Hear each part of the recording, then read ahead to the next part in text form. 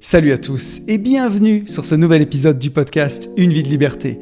Je suis Tony, entrepreneur, marchand de biens et investisseur. Auparavant, chef d'entreprise, prisonnier d'une belle rat race, c'est le moins qu'on puisse dire, ce métro, boulot, dodo infernal, j'ai fait un burn-out en 2012 qui a tout remis en question. Je voulais changer de vie pour tout simplement vivre, avoir du temps pour profiter de ma famille et de mes proches, voyager et faire au quotidien une activité riche de sens. Grâce à mes investissements, j'ai réussi à atteindre mon indépendance financière en 2018 et depuis 2019, je partage ma passion de la liberté tous les 15 jours sur ce podcast et dans tous mes contenus. J'y parle beaucoup d'argent et d'investissement, mais aussi de développement personnel avec parfois une pointe de philo, de dépassement de soi et surtout, de cette belle et magnifique liberté. Parce que même si l'argent est indispensable pour être libre dans ses poches, je suis convaincu que la liberté ne vaut rien si l'on n'apprend pas à être libre dans sa tête. Et si d'aventure vous désirez aller plus loin avec moi, je vous propose des livres, des coachings ainsi que des programmes de formation en ligne pour vous permettre d'accélérer votre route vers la liberté. Et si vous voulez un avant-goût de tout ça, je vous ai même préparé une formation complète de plus d'1h20, totalement gratuite, qui s'appelle « Les 4 piliers de l'indépendance financière ». Elle réunit et elle explique tous les leviers que j'ai utilisés et bien entendu que j'utilise encore pour vivre cette belle liberté au quotidien. Tout ça est disponible sur notre site www.abinvest.net ou alors en description de cet épisode. Et c'est à nouveau avec un grand plaisir que je vous retrouve pour cet épisode et je vous propose, bien entendu, de le commencer comme je le fais tous les 15 jours pour l'un des derniers podcasts de l'année, le dernier podcast de l'année en fait, le dernier podcast de 2023, de commencer en remerciant tous les gens qui m'ont écrit suite au podcast de la dernière quinzaine. Et ça va être compliqué parce que vous avez été beaucoup à me faire des retours sur Insta. Alors n'hésitez pas à me faire des retours sur YouTube, au moins je les vois tous pour le podcast d'après. Et là vous avez été nombreux sur Insta. Je vais oublier du monde. J'ai déjà oublié du monde. Mais en tout cas, un grand merci à Christelle, Kevin, Alexandre, Jean-Jean, Clément, Yann, Clément, Anatole, Pierre-Yves, Thomas et Yasmine. Merci pour vos retours longs et argumentés sur le podcast. Ça m'a touché parce que le dernier podcast était un podcast important pour moi. J'ai pris beaucoup de plaisir à le préparer, beaucoup de plaisir à le faire. Et je suis très heureux parce que c'est un podcast qui vous a aussi beaucoup plu. Donc c'est trop bien. Le point sur les chiffres, bien entendu. 4240 sur YouTube. Ça suit son petit bonhomme de chemin, ça monte gentiment. J'espère qu'un jour, l'algorithme me mettra en avant pour faire péter tout ce travail. Mais en attendant, on continue et c'est cool, voilà. C'est très bien. Ça suit son cours, on est de plus en plus nombreux sur la chaîne. La chaîne, vous la faites vraiment vivre. Quand je vois le nombre d'abonnés que j'ai, et les podcasts, c'est du contenu plus long, donc ça met plus longtemps à être découvert, ça met plus longtemps à écouter. YouTube, c'est pas la plateforme rêvée pour les podcasts, mais alors en ce qui concerne les vlogs, les émissions Nouveau Départ aussi, vous me faites péter ça, mais alors surtout les vlogs, en ce moment on est sur du 2000 vues, donc merci beaucoup à vous pour tout ça. Le ratio abonnés, nombre de vues est fantastique, donc merci infiniment.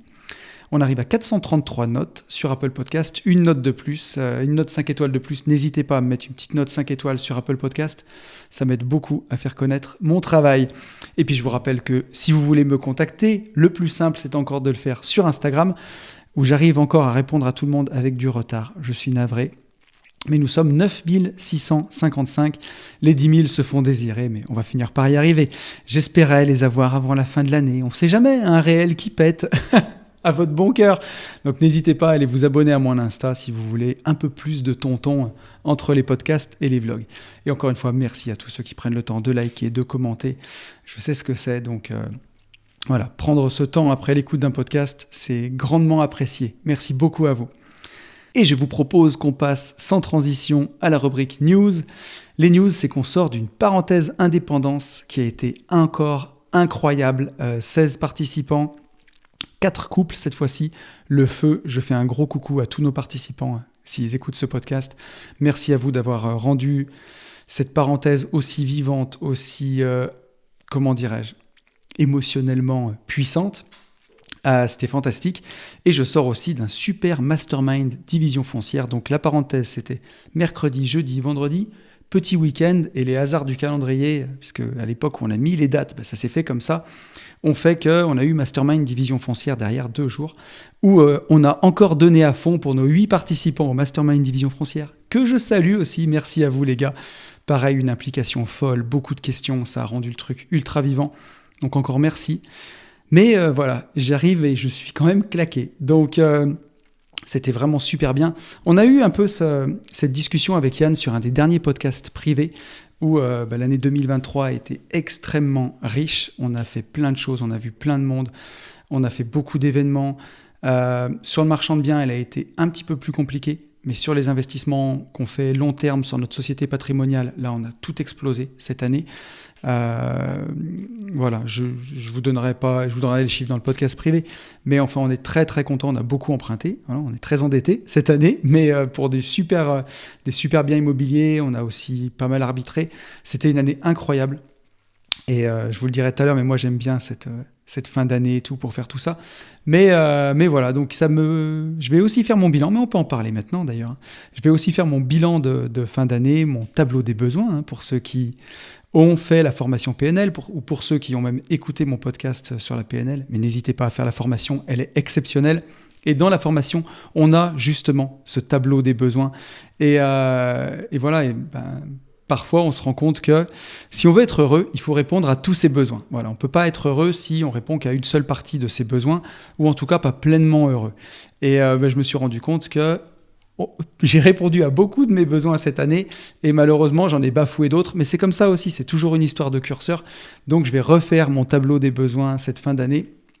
Et même je l'ai déjà refait pour être honnête, et c'est ce qui m'a permis de me rendre compte que j'avais peut-être poussé le curseur trop loin sur certaines choses et pas assez sur d'autres. Et c'est super chouette parce que cette fin d'année, elle permet aussi de faire ça, de se poser. C'est le moment de faire un bilan. C'est pas pour vous faire de l'upsell, hein, mais franchement, la formation Vivre enfin libre qu'on a fait avec Fab, la formation Nouveau départ, elle est exceptionnelle pour ça, pour cette fin d'année. Vous avez été nombreux à la prendre d'ailleurs pendant le Black Friday. Si vous venez sur le Patreon Nouveau départ, vous avez aussi 10%, donc n'hésitez pas.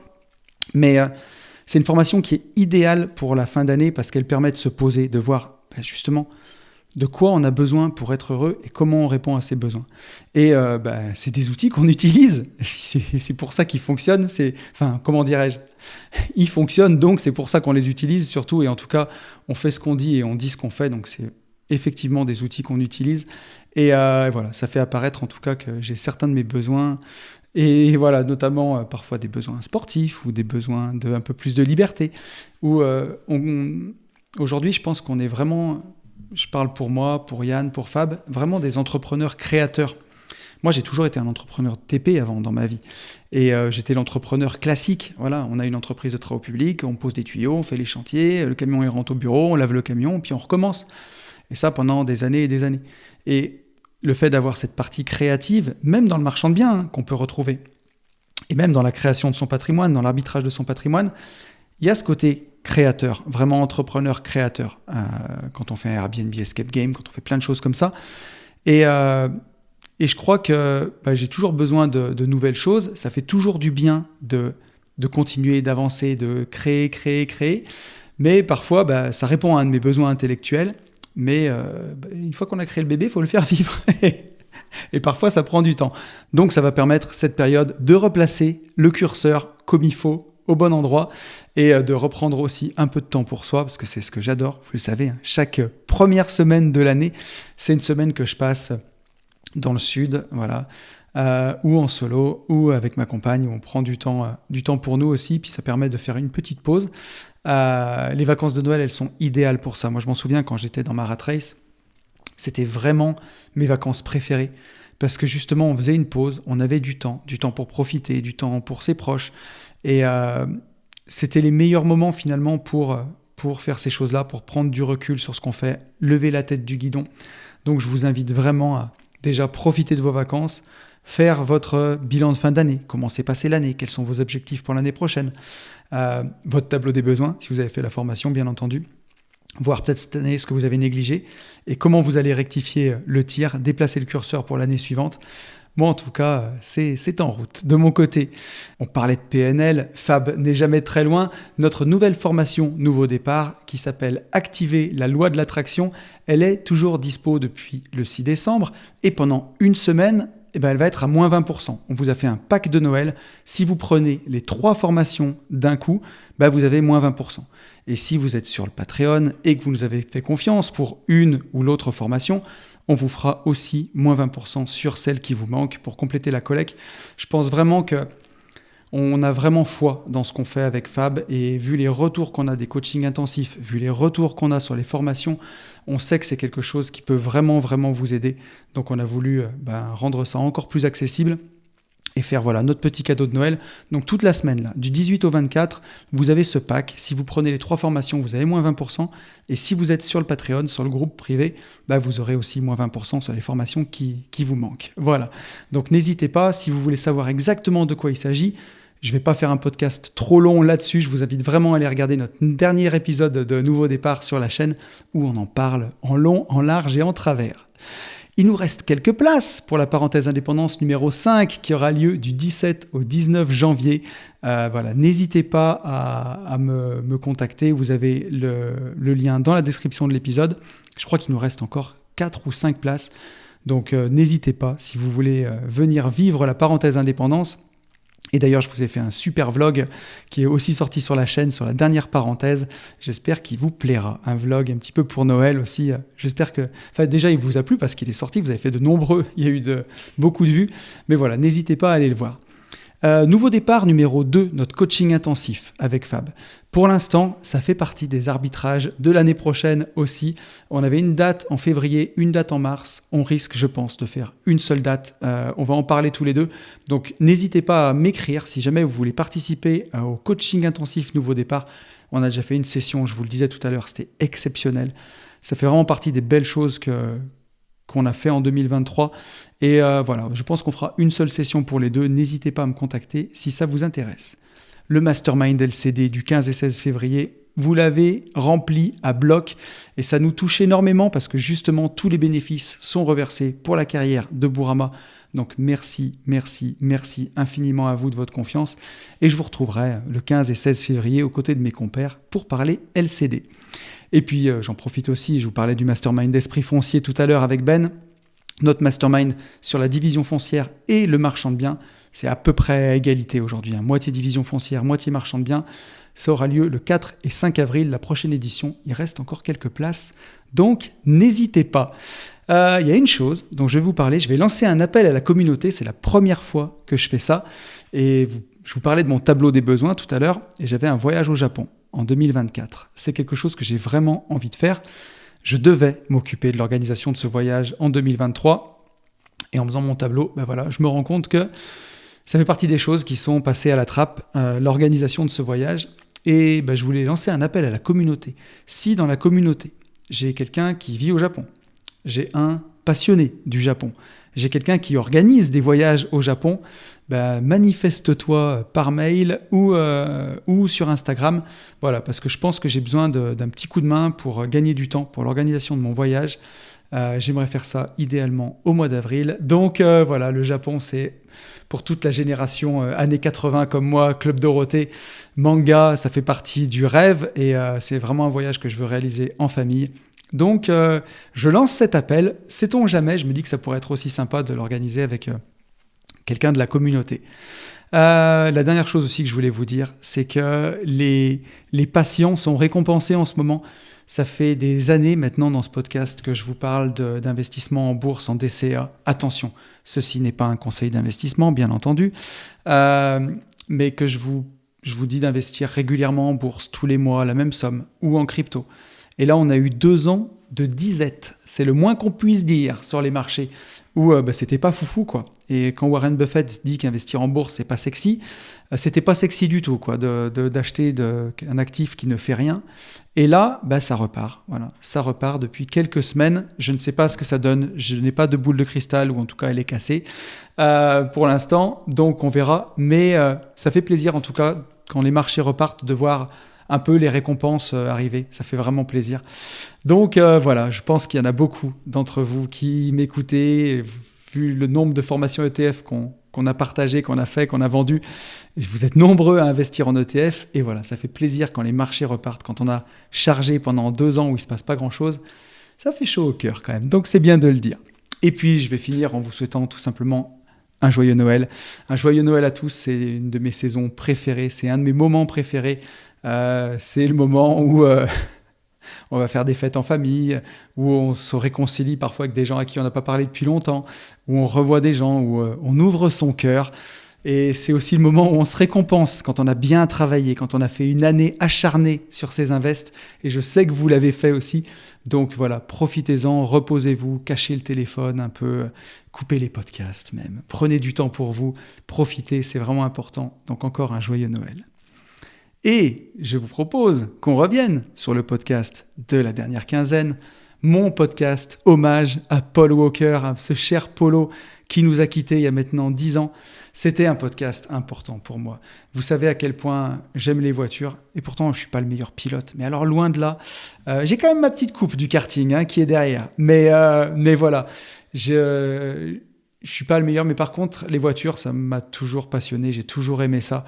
Et ces films-là, ils m'ont porté, et vu vos commentaires, vous avez été nombreux à être portés aussi par ces films malgré tout. Et ce que je voulais vous dire, donc, c'est j'ai eu beaucoup de messages touchants, beaucoup de messages perso que j'ai choisi, bien entendu, de ne pas partager parce que c'était sur Instagram, relatifs à des gens qui ont perdu des proches jeunes et qui, on peut le dire, je ne vais pas plomber l'ambiance, mais aux funérailles ont joué cette chanson. Vous avez été nombreux à me le dire, See You Again. Et voilà, ça m'a touché aussi parce que, mine de rien, je me rends compte que la mort de Paul Walker, c'est arrivé aux États-Unis, c'était un Américain, mais elle a touché le monde entier parce qu'on s'est reconnu là-dedans, c'est ce que je disais dans l'épisode. Et voilà, et ça nous touche aussi les gens qui partent trop tôt dans leurs jeunes années. Et voilà, donc merci pour ce partage, merci de m'avoir partagé ces choses-là, et je suis content si le podcast vous a touché. Et je suis aussi content de vous avoir emmené avec moi dans cet univers, alors que, a priori, quand on voit la miniature et le titre du podcast, Fast and Furious, une vie de liberté, où il nous emmène, et que ça vous a plu, je me dis que c'est super cool parce que je suis content. Voilà, on pourrait se dire, je suis content d'être moi-même en fait, tout simplement. Et c'est ce à quoi je vous encourage aussi dans ce podcast.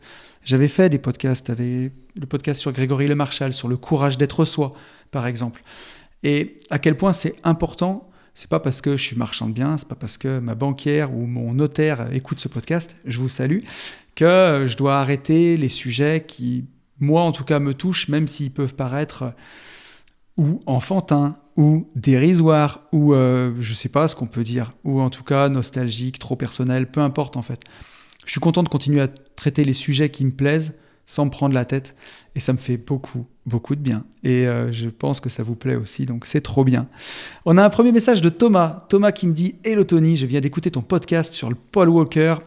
Ton retour sur la mort et ce qu'on va laisser après m'a beaucoup fait vibrer. Du haut de mes 27 ans, je ne me sentais pas légitime pour lancer un podcast, mais fuck it, je l'ai fait quand même. J'ai envie de laisser une trace de mon parcours sur Terre et d'aider les gens à devenir plus libres. Merci pour l'inspiration que tu donnes à chaque écoute. » Je suis content, Thomas. Alors, tu aurais pu me partager ton podcast parce que je l'aurais partagé dans Une vie de liberté. N'hésite pas à le faire, vraiment, à revenir vers moi. Tout ce podcast, je crois, tout mon travail depuis 4 ans, le fait je vous parlais du tableau des besoins tout à l'heure, de savoir pourquoi on est là. Dans ce tableau des besoins, justement, la 4e colonne, c'est la colonne des besoins spirituels. Et dedans, on peut y mettre plein de choses. On peut y mettre la religion, par exemple, pour les gens qui croient en Dieu. Mais on peut aussi y mettre la méditation. On peut y mettre le trail, par exemple, parce qu'on rentre dans une sorte de méditation. On peut mettre plein de choses dans cette colonne. Le yoga, même des fois la boxe ou le crossfit, ça peut faire du bien. C'est dans un besoin spirituel de se dépasser. Mais cette colonne, c'est vraiment qu'est-ce que je vais laisser de moi sur cette terre quand je serai parti, en fait. Et elle nous rappelle aussi que la vie, elle est courte, que ça passe vite. Et tout mon podcast, je crois, Une vie de liberté, si on devait le résumer en une phrase, c'est une ode à la liberté, à vivre sa vie à soi. Et elle passe vite, vite, vite, vite. Voilà, ça fait 4 ans que j'anime ce podcast. Déjà 4 ans. Ça fait 5 ans que j'ai quitté la rat race. Et le monde ne s'est pas écroulé. Je suis plus riche qu'avant. Donc, tout va bien. C'est pour ça, vivez votre vie, vivez vraiment votre vie. J'ai mon pote Rudy Koya qui a écrit un livre d'ailleurs que je vous conseille qui s'appelle The Life, comment vivre une bonne vie. C'est vraiment du Rudy et c'est tout ce qu'on aime de lui. Donc Rudy qui anime aussi le podcast Leadercast que je vous conseille. J'ai acheté son bouquin, je suis en pleine lecture, j'en suis aux 3/4 et j'ai beaucoup aimé parce que Rudy il est sans filtre, il se pose beaucoup de questions. C'est quelqu'un là-dessus on se retrouve, c'est quelqu'un qui a besoin de temps aussi seul pour de l'introspection, pour penser à la vie, à toutes ces choses-là. Et en fait, vivre une bonne vie, selon Rudy, c'est vivre des bonnes journées. Il n'y a pas besoin d'être milliardaire, il n'y a pas besoin d'être même millionnaire, il n'y a pas besoin même d'avoir quitté le salariat ou de vivre l'indépendance financière. Faites juste des choses que vous aimez tous les jours. C'est tellement important. Donc merci Thomas, merci d'avoir lancé ton podcast, merci de, laisser ta trace aussi et d'aider le monde. Voilà, comme disait Pierre Rabhi, comme le colibri, je fais ma part. Voilà, on fait chacun notre part. Merci à toi, merci. On a un message de Yann qui me dit « Hey, coucou Tony, toujours aussi excellentes ces analogies entre certains sujets et la vie d'investisseur. Toi qui aimes les mangas, pourquoi ne pas faire l'exercice sur GTO ?» Donc GTO, Great Teacher Onizuka, je les ai tous. Donc dans mon ancien studio, qui était mon bureau à la maison, j'avais tous les podcasts. J'en ramènerai un ou deux GTO et un ou deux Dragon Ball quand même, pour rappeler l'ancien décor. Ça serait sympa. Et Yann qui nous dit « Je serais curieux de voir ce que tu peux nous sortir de celui-là. Je l'ai découvert dans une phase difficile émotionnellement de ma vie et je ne saurais pas bien expliquer pourquoi, mais il m'a mis un coup de pied au cul et m'a aidé à relativiser. Comme quoi, parfois, on est réceptif à certaines choses sans forcément s'y attendre. La bise et à bientôt. » Merci mille fois à toi, Yann, pour ce message. Effectivement, GTO, c'est un de mes mangas préférés.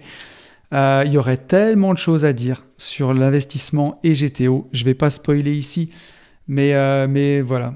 Onizuka, et lui, pour le coup, il vit vraiment sa vie. C'est quelqu'un qui prend beaucoup de risques. C'est quelqu'un qui assure tout le temps. Quoi qu'il arrive, c'est quelqu'un qui ne fuit pas devant l'adversité et ça donne beaucoup de courage parce que c'est quelqu'un qui ose vivre sa vie, c'est quelqu'un qu'on met toujours en difficulté, dont on met toujours la parole en doute. Et c'est quelqu'un qui, quoi qu'il arrive, fait toujours face et par un stratagème partout, s'en sort toujours et en sort toujours gagnant. Je comprends pourquoi dans une phase difficile ça t'a plu, parce que GTO c'est un des mangas qui donne de l'espoir. Et moi ça m'a donné beaucoup d'espoir et, spoiler alerte, moi aussi j'ai découvert GTO dans une période difficile. Donc... dites-moi en commentaire si ça vous plairait un podcast sur GTO. Un message de Pierre-Yves. J'abuse là. J'abuse, mais c'est pas grave. Petite page de pub au milieu du podcast. Imo Pépite est une super formation. Le plus dur, c'est d'arbitrer entre les opérations de marchand de biens versus des opérations foncières. Merci. Je fais une petite pub au milieu quand même. J'abuse un peu, mais vous voyez, c'est... 2024, l'année de la perversion. Il n'y a plus rien qui va dans ce pauvre podcast. Non, Imo Pépite, c'était notre formation qu'on a sortie, c'est toujours notre formation qu'on a sortie en fin d'année avec Ben. On a sorti au fin novembre, qui vous apprend comment investir selon nous en 2024 pour maximiser le cash flow et minimiser son endettement. On est encore en train de le faire en ce moment. C'est une super formation. Vous avez le lien dans la bio. N'hésitez pas. Et je suis content, Pierre-Yves. Il a commenté sous le podcast. Donc, j'ai triché qu'à moitié. Merci d'avoir commenté sur Imo Pépite sous le podcast. Je suis ravi qu'elle te plaise. Et effectivement, quand on se met dans un mindset d'abondance, le plus dur, c'est de choisir. C'est aussi pour ça que je suis crevé à la fin de l'année. Merci en tout cas, Pierre-Yves. Et on a un dernier message de Yasmine. Yasmine, qui n'avait pas commenté depuis longtemps sous le podcast, qui est partie en voyage avec le CDR et à qui on a dit « C'est toi la Yasmine qui commente tout le temps sous Une vie de liberté ?» Eh ben oui, c'est elle. Donc merci à toi Yasmine. Et je vais lire ton message parce qu'il est vraiment très cool et je reviendrai sur un truc. Donc on y va. Salut Tony, ça fait une éternité que je ne m'étais pas branché sur le podcast. Malheureusement, les podcasts et les réseaux, c'est le même principe que les séries. Même un podcast de qualité, on doit arbitrer où on met son temps. Eh oui. Arbitrer les autres, bien entendu. Vu que j'ai comme objectif de faire monter mon business internet, je regarde des vidéos opérationnelles sur KDP, IA et marketing. Mais le mindset, c'est la base, alors me revoilà. D'ailleurs, je suis halluciné du nombre de nouvelles formations que vous avez sorties. C'est ça Yasmine, quand on aime, on compte pas. Comme d'hab, je capte rien aux voitures et les Fast and Furious, c'est pas ma cam, mais tu sais transcender les choses et c'est cool. Pour parler des films qui permettent de t'évader, ça m'a fait penser à mon enfance. J'ai pas eu une super enfance et c'est vrai que je m'accrochais aux dessins animés pour me projeter dans une autre vie et ça m'a aidé aussi, je pense. Je me rends compte qu'on est nombreux avec ça, à se projeter dans des œuvres de fiction qui nous font du bien. Il y a aussi beaucoup de personnes qui sont transformées par un film ou qui choisissent comme mentor un personnage fictif fort, genre Tony Montana. Les rappeurs ont tous une petite punchline pour Tony Montana quand même. Et je sais pas combien il y a de rappeurs, French Montana, Alibi Montana, qui ont Montana dans leur nom de rappeur. Mais ouais, il en a inspiré un paquet. Je suis pas sûr que ce soit pour les bonnes raisons, mais bon. En ce qui concerne les 7 leçons, voilà ce que j'en pense. Leçon 1, le noyau famille, c'est la base, le fondement, la valeur forte. La famille de cœur, c'est parfois plus puissant, car c'est une famille qu'on se choisit. Petit bémol, la famille à tout prix, non. Si une famille est toxique, on ne lui doit aucune loyauté. Les parents toxiques qui exercent une emprise malsaine sous prétexte qu'on leur doit la vie, c'est niet, évidemment. C'est aussi là-dessus que je vais rebondir, Yasmine, parce que tu as tout à fait raison, bien entendu. Et c'est aussi, j'avais fait tout un podcast sur la loyauté, hein. C'est aussi le problème des gens loyaux. C'est que les gens loyaux, on peut tirer sur la corde à mort sur eux, et souvent avant que la corde pète, il y en a pour un petit moment. Donc faut y faire très attention. Quand on est de nature loyale, il faut être prudent parce que, effectivement, c'est pour ça que j'ai aussi beaucoup insisté sur la famille qu'on se choisit dans le podcast, parce que Fast and Furious, c'est ça, hein, il y a de la famille de sang, hein, dans les protagonistes de Fast and Furious, et il y a aussi de la famille choisie. Et puis à un moment, avec un peu de... Quand on prend de la barbe blanche et de la sagesse, on apprend aussi à choisir. Donc voilà, mais effectivement, les liens du sang sont très importants, et moi j'y attache une grande, grande importance, mais je suis d'accord avec toi, pas à n'importe quel prix. Leçon 2, croire en ses rêves, t'as que 2 choix dans la vie, rêver ta vie ou vivre tes rêves. Leçon 3, le moment présent, vivez-le chaque jour comme le dernier, mais faites votre DCA quand même. Je suis d'accord avec toi Yasmine, surtout qu'en ce moment ça paye. Leçon 4, c'est clair, savoir bien s'entourer c'est essentiel, même les solopreneurs, en fait ils ont des prestataires, d'autres collègues entrepreneurs, etc. Leçon 5, la vie n'est faite que de secondes chances, en fait, qui réussit quoi que ce soit du premier coup. Le secret est dans l'acharnement, toujours se relever. C'est une évidence. Leçon 6, se défier. C'est vrai que la meilleure des motivations, c'est de relever un défi. Je dirais même battre un ennemi, prouver à quelqu'un qu'on peut réussir, etc. On a besoin d'émulation et de challenge. Je partage ton analyse. Et dernière leçon numéro 7, laisser un héritage, une trace, toucher, inspirer. Je crois que c'est un besoin qu'on n'entend pas, à moins d'avoir nourri nos besoins les plus basiques. Et ça fonctionne qu'on ait ou pas d'enfants.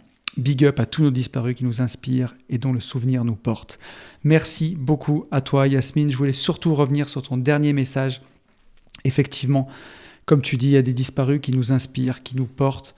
Mine de rien, quand on meurt jeune, le seul avantage qu'on peut y voir, je sais pas, c'est mal dit, mais c'est qu'on est jeune pour toujours, en fait, et on inspirera les autres pour toujours. On vieillit plus, on reste une icône, et souvent aussi... souvent pour les stars, on peut aussi les idéaliser d'une certaine façon pour des gens qui sont des écrivains, des chanteurs, des comédiens. Et effectivement, ça inspire beaucoup, beaucoup de gens. Je pense à Bob Marley, par exemple, qui est un de mes artistes préférés de tous les temps. Il n'avait pas que des qualités, Bob Marley, quand on creuse dans sa vie, hein. Mais il restera une icône et une inspiration pour beaucoup, beaucoup de gens et pour moi. Donc, voilà, c'est magnifique. Et effectivement... Je crois que pour ce que tu dis, tu as parfaitement raison. Quand on fait ces colonnes des besoins, quand tu réponds même pas à tes besoins matériels, ta première colonne, forcément que laisser une trace, un héritage, ce que tu vas laisser derrière toi, c'est compliqué. Et c'est aussi pour ça que quand on en est là, on est à l'étape ultime en fait. Qu'est-ce que je vais laisser derrière moi, tu vois ?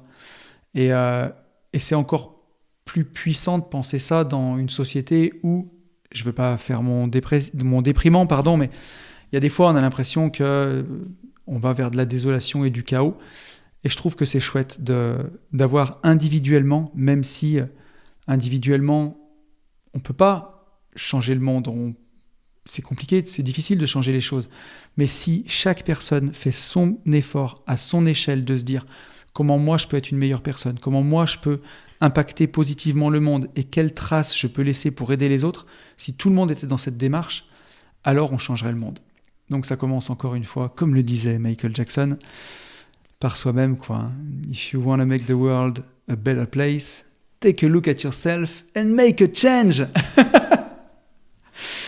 Vivement les vacances, je crois que je commence à craquer là. Hein. Donc on va... Oh mon Dieu, je crois que j'ai même mis un coup de pied dans la caméra. Donc bon, si le plan a changé, ne m'en voulez pas. En tout cas, merci à vous tous pour tous ces beaux messages. Vous m'avez régalé, franchement. Merci pour le podcast.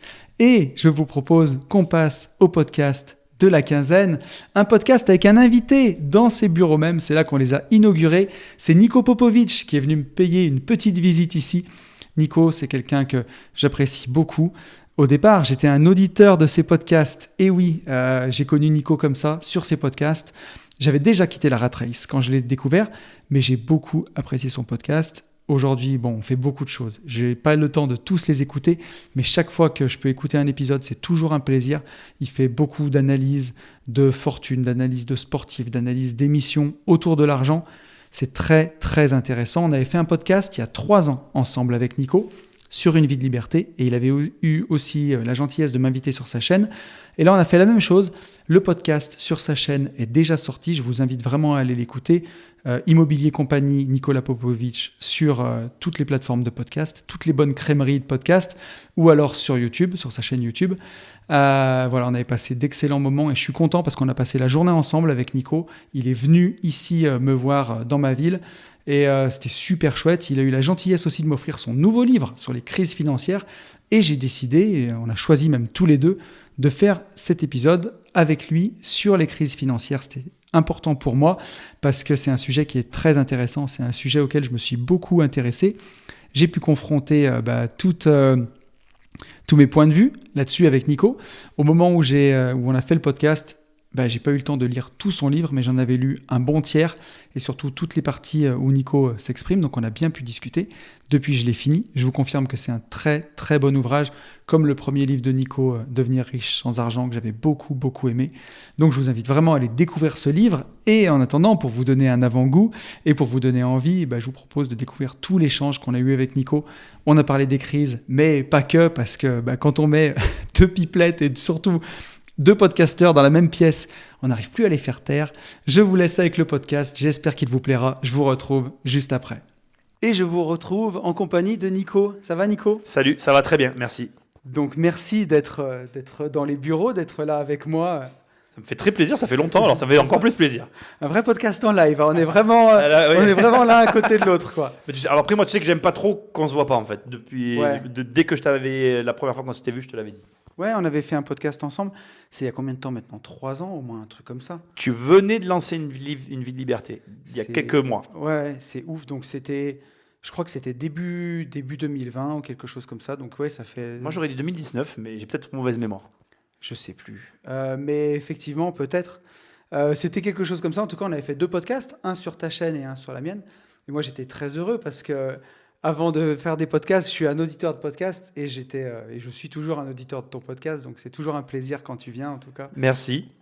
Et voilà, donc c'est très cool. Et en plus, on inaugure mon studio, tous les 2. Ah bon, c'est vrai, c'était... Oui. Ah, mais je savais pas. J'ai tourné, on est dans les bureaux depuis pas très longtemps. Allez, j'ai tourné un épisode de vlog, tu vois, à côté. Mais le vrai tournage dans ce studio-là, tu vois, c'est le tout premier. Eh bien, très bien, écoute. Merci encore. Et donc, le thème de ce podcast aujourd'hui, pourquoi je te reçois, c'est parce que tu as écrit un livre sur les crises immobilières, enfin sur les crises financières plutôt. Crises financières, oui. Ouais, sur les crises financières que tu m'as gentiment offert. Donc, j'ai été honnête avec toi parce qu'on avait programmé ta venue. Je t'avais dit, laisse-moi du temps pour lire le livre. Mais tu sais ce que c'est. Oui, et puis il fait quelques pages quand même pour ta décharge. J'essaye d'écrire moins volumineux, mais j'y arrive jamais en fait. Non, mais j'avais déjà adoré ton premier livre, Devenir riche sans argent. Et celui-ci, alors j'en ai lu quand même le bon tiers et j'ai lu pas mal de parties qui m'intéressaient, surtout toutes les parties où tu donnes ton avis. Donc j'ai quand même un bon retour dessus. Mais ça va être bien aussi parce que je vais pouvoir justement te poser pas mal de questions et puis que tu nous parles justement de ce livre. Après, c'est un livre qui ne parle pas que d'immobilier, comme tu dis. Voilà, c'est vrai que les crises financières, c'est une excuse pour parler de la manière dont on gère notre argent et dont on gère aussi les crises. Exactement. C'est ce que j'ai vu. Hein. Tu pars de ce point de vue-là, de ce postulat des crises financières pour après parler de gestion d'argent. Parce que... C'est le nerf de la guerre. Ouais. Donc, comment elle est venue, la genèse de ce bouquin ? Comment ça t'est venu, l'idée ? Comme toi, j'étais confiné. Voilà, pas trop bien vécu. Hein. Moi, je ne vais pas mentir, il faut quand même que je dise la vérité. Moi, je n'ai pas été confiné. Ouais. Non, du tout. Je n'ai pas vécu de confinement, en fait. Puisque j'avais une société qui avait un agrément de déplacement. Donc, moi, je me suis déplacé tous les jours.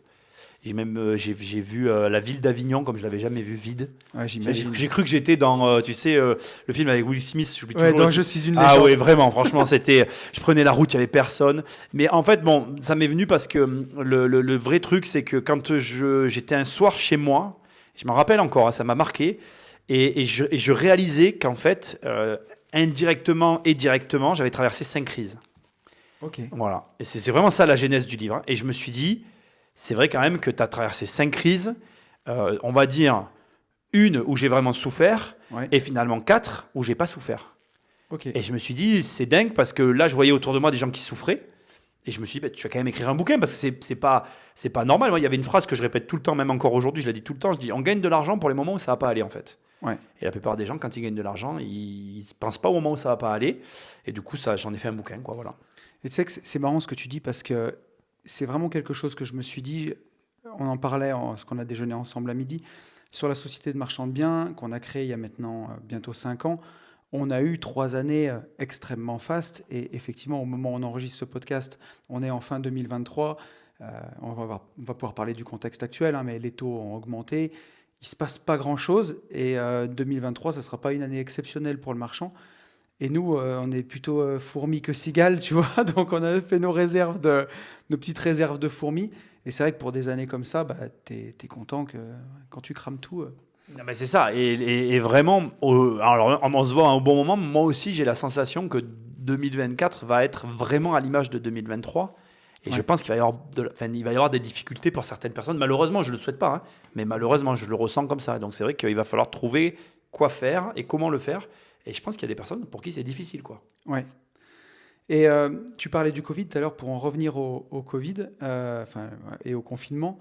Parce que si on dit trop Covid sur YouTube maintenant, bon. Ouais. Alors écoute, moi je m'amuse à le faire et pour l'instant, Ouais. j'ai rien qui se fait striker, donc c'est étrange. J'avoue, je suis un peu d'accord avec toi. Moi, je m'en fous un peu de Ouais, tout moi ça. aussi.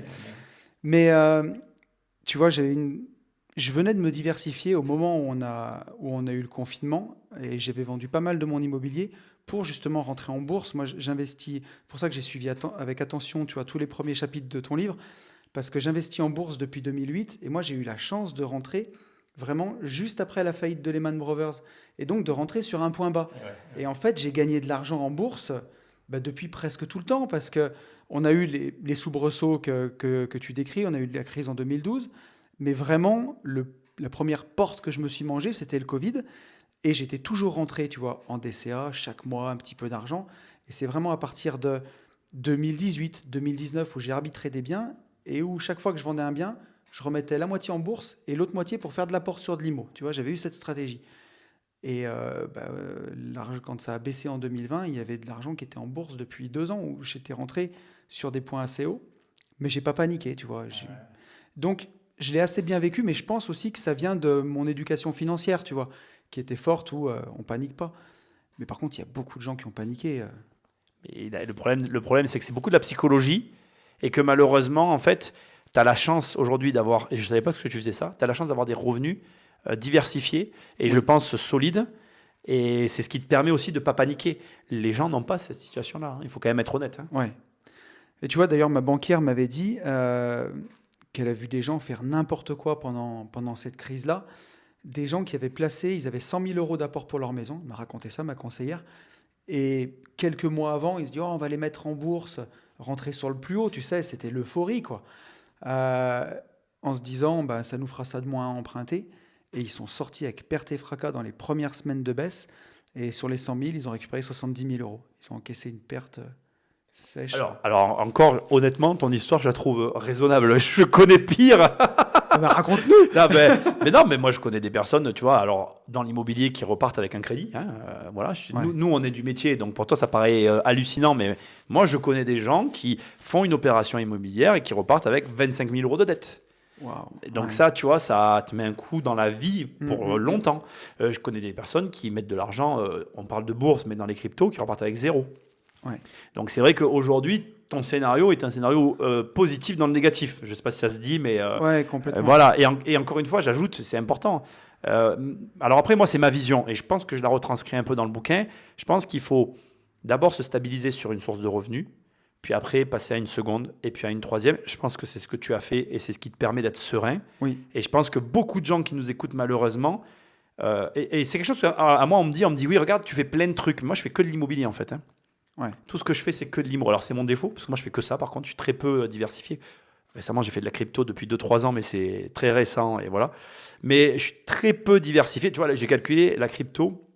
Ça ne devrait même pas représenter même pas 3% de mon patrimoine ou 2%. Ok. Donc c'est même pas, c'est anecdotique quoi. Je peux les perdre, tu vois. Ouais. J'aimerais pas les perdre parce que je saurais quoi faire de cet argent quand je le récupérerai, mais je pourrais les perdre que je vivrais ça en fait. Moi, je suis un peu dans les mêmes proportions que toi, hein, pour être honnête. Mon patrimoine en crypto, c'est très faible. Hein. C'est peut-être, oui, allez, peut-être 5%. Voilà. Ok, tu as été quand même. Ouais, un petit peu. Un petit peu. T'es dans la fusée là. Si elle va sur la lune, t'y es quoi. Mais ce qu'il y a, c'est que j'investis depuis 2017. Et c'est vrai que, je sais pas à quel moment on peut en parler, mais c'est une de tes conclusions. Moi, que ce soit la bourse ou la crypto, c'est un peu ce que je te disais, j'ai toujours acheté, mais j'ai jamais vendu. Et Ne jamais sortir, c'est ce que je dis dans le bouquin. c'est ce que tu dis dans le bouquin. Ne jamais sortir. Ouais. Et au final, c'était même un des conseils de Warren Buffett quand il disait quel est le meilleur moment pour acheter une entreprise. Bon, Warren Buffett dit quand même de timer quand le prix te paraît bon. Et le meilleur moment pour la vendre, c'est jamais, finalement. En fait, c'est dur à entendre. Et c'est un truc que j'aime pas dire parce que c'est dur à attendre. Mais les vendeurs sont les perdants. Hein. Ouais. Mais tu sais, c'est aussi dur à comprendre pour les gens parce que quand j'ai beaucoup parlé d'ETF au départ sur ma chaîne, alors je sais que tu n'aimes pas trop les ETF. C'est pas que j'aime pas. Je t'ai expliqué. Je dois amener. C'est qu'en fait, c'est une dérivée. Et moi, je suis quelqu'un qui aime bien aller à la source. Donc, du coup, forcément, par nature, c'est contre ma nature. C'est juste ça, en fait. Alors, pour expliquer, je ne sais pas si je peux me permettre. Vas-y, Nico. Un dérivé, en fait, c'est pas le produit financier. C'est-à-dire que l'ETF, c'est une société qui vous propose, en fait, finalement, d'avoir accès à un produit que elle-même, elle façonne à partir du produit originel. Alors que moi, ma philosophie, c'est de. En fait, moi, une de mes règles essentielles de l'investissement, c'est de toujours garder la main dessus. Ouais. Voilà. Et donc, pour moi, s'il n'y a pas la main, ça ne m'intéresse pas. Et alors, je te comprends, mais d'un autre côté, moi, je fais cette concession-là parce que si tu investis sur des actions en direct, il faut bien les choisir aussi. Parce que c'est quand même assez compliqué et on le verra parce que tu as fait tout le livre sur survivre à la crise financière. Est-ce qu'on peut les prédire? Et tu vois, prédire qu'une action va monter ou descendre, c'est difficile. Et c'est vrai qu'avec un ETF, tu achètes le marché, tu achètes quelque part une performance lissée. Alors bien sûr, il n'y a pas que des avantages, comme tu dis. Mais là, il y a une nuance dans ce que tu dis. Ok. Tu spécules. Quand tu investis sur le marché, tu veux dire? La façon dont tu parles, pour moi, on est dans de la spéculation. Or, moi, je ne spécule pas. Alors pour moi, quand j'investis sur un ETF, j'investis sur l'ensemble du marché. Donc pour moi, c'est plus de l'investissement au sens long terme, bon père de famille, d'investir sur, tu vois, tu achètes un indice monde, tu as 1500 entreprises du monde. Pour moi, tu vois, j'ai des actions en direct. Alors ceci n'est pas un conseil d'investissement, blablabla, mais j'ai du LVMH en direct, j'ai du Tesla, j'ai... Parfait. Regarde, LVMH. Ouais. Quelle est la proportion de chances qu'on retombe sur le même dirigeant après Bernard Arnault sur cette action? C'est dangereux. Hein. C'est pas que je ne parle pas de danger. Ce que je veux dire, c'est au contraire, c'est une opportunité.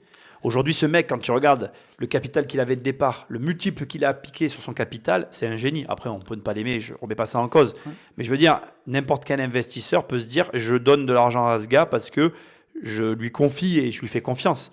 Donc, c'est une démarche que tu fais avec un ressenti et une analyse qui n'a même pas besoin d'être poussée en termes de connaissances financières. Ouais. Alors que ton ETF monde, finalement, c'est un ensemble. Tu es noyé dans quelque chose et pour moi, c'est plus compliqué de comprendre ça. Ouais. Je sais pas si tu vois mon raisonnement. J'essaye de te montrer mon raisonnement en fait. Si, je vois ce que tu veux dire. Après, moi, c'est sûr que quand tu achètes un ETF, tu achètes Amundi, tu achètes le Crédit Agricole. Donc, tu fais confiance à une banque. Je ne te dis pas que c'est une solution où tu mettrais des millions.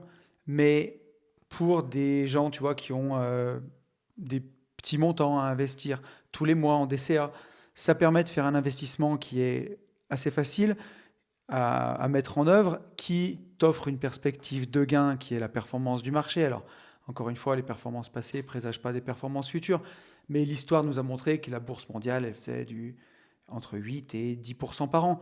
Donc, ça te permet d'avoir cette perf-là sans faire de toi un génie de la finance, sans être forcément à l'affût des meilleures actions ou gérer un patrimoine, un portefeuille diversifié, tu vois. Mais je pense que c'est un bon conseil. C'est juste que dans mon cas, je suis plutôt.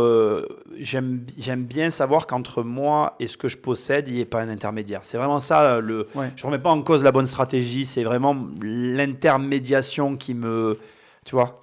C'est qui produit l'ETF, pourquoi, comment. Et ça, dès que ça me. C'est là où moi je lâche prise, tu vois. Tu as été plus courageux que moi. Je comprends. Puis tu avais fait un gros podcast sur BlackRock. Effectivement, ça. Ah oui, c'est vrai, tu l'avais écouté. Ouais, ça fait un moment. Ah déjà, oui, il est mais- vieux celui-là. Et Ouais, c'est ouais. très, très, très intéressant Mais d'ailleurs, c'est BlackRock. très intéressant. Et on est d'accord que forcément que ça pose aussi des questions. Tu parlais de Bernard Arnault tout à l'heure. Même Tesla, par exemple. Tu vois, alors, une société comme Apple, elle montre qu'elle a pu survivre à son créateur et prospérer énormément.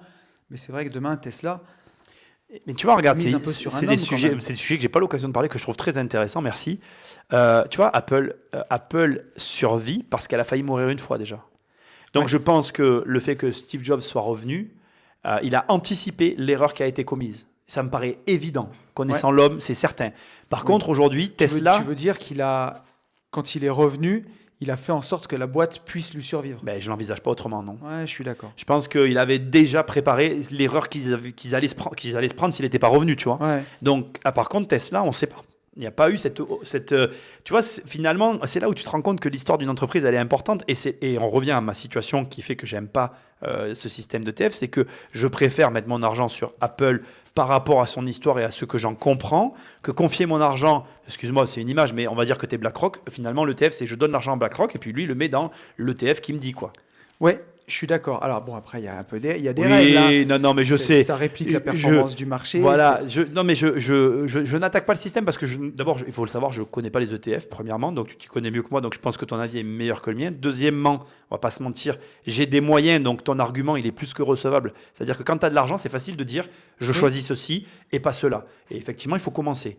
Et enfin, comme je l'ai dit avant, je ne vais pas parler d'un truc que je ne connais pas. Moi, les ETF de l'extérieur ne m'attirent pas. Ouais. Et je trouve qu'aujourd'hui, il y a tellement de choix qu'après, si ça plaît à d'autres, tant mieux, quoi. Et tu vois, ça nous amène aussi sur une chose, c'est que ce qui fait qu'un ETF aussi est intéressant, tu sais, enfin, je t'apprends rien en bourse, hein, mais on mesure aussi la qualité d'un actif entre ce qu'il rapporte et aussi sa volatilité. C'est comme ça qu'on calcule le ratio de Sharpe qui te montre si un investissement est risqué ou pas quelque part. Et les ETF, là-dedans, sont pour le coup assez sympas parce que C'est stable, non? c'est plus stable parce que forcément, tu as un panier d'actions, donc les pertes et les gains sont un peu plus lissés. Si tu investis sur Tesla, il y a un moment, le truc ressemblait à une crypto un peu quand même, tu vois. Ouais, ça m'étonne pas, tu vois ce que tu es en train de me dire. C'est vrai. Et C'est vrai. je pense que peut-être pour des investisseurs qui sont ou comme nous, qui avons une éducation financière, puis qui n'avons pas commencé hier, qui avons des années de pratique, il y a peut-être un peu ça, tu vois, tu me diras ce que tu en penses, mais pour survivre à une crise financière, et c'est ce qu'on discutait aussi en off tout à l'heure, c'est peut-être plus une histoire de personnes finalement que d'événements et que de ce qui se passe. Oui, je pense que tu as raison. Je pense peu que de c'est. comment Ouais, tu il y réagis. y a la personnalité, ton entourage et ton expérience. Moi, je dirais que c'est ces trois éléments. La personnalité avant Ouais. tout, mais l'entourage et l'expérience après. Ouais. Et enfin, je trouve que c'est hyper intéressant. Ça me fait penser à la PNL parce que j'ai maintenant une deuxième émission avec mon pote Fabien sur la PNL où tu sais, la base de la PNL, c'est de dire que les émotions que tu ressens ne dépendent pas de la situation elle-même, mais de la perception que tu en as en fait. Et sur une crise financière, des fois, j'ai un peu l'impression qu'on a ça. Les événements arrivent.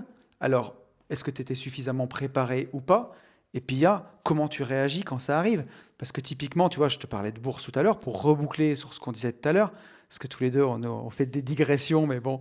Mais quand, quand j'ai vu mon portefeuille boursier baisser comme ça, aussi rapidement, Ça t'a fait bizarre, non? ah, mais vraiment. Et puis c'est la première fois où à l'époque c'était des sommes à 6 chiffres, si tu veux. Et quelques années avant, on était sur des sommes à 5 chiffres. Mais là, ça faisait vraiment beaucoup d'argent.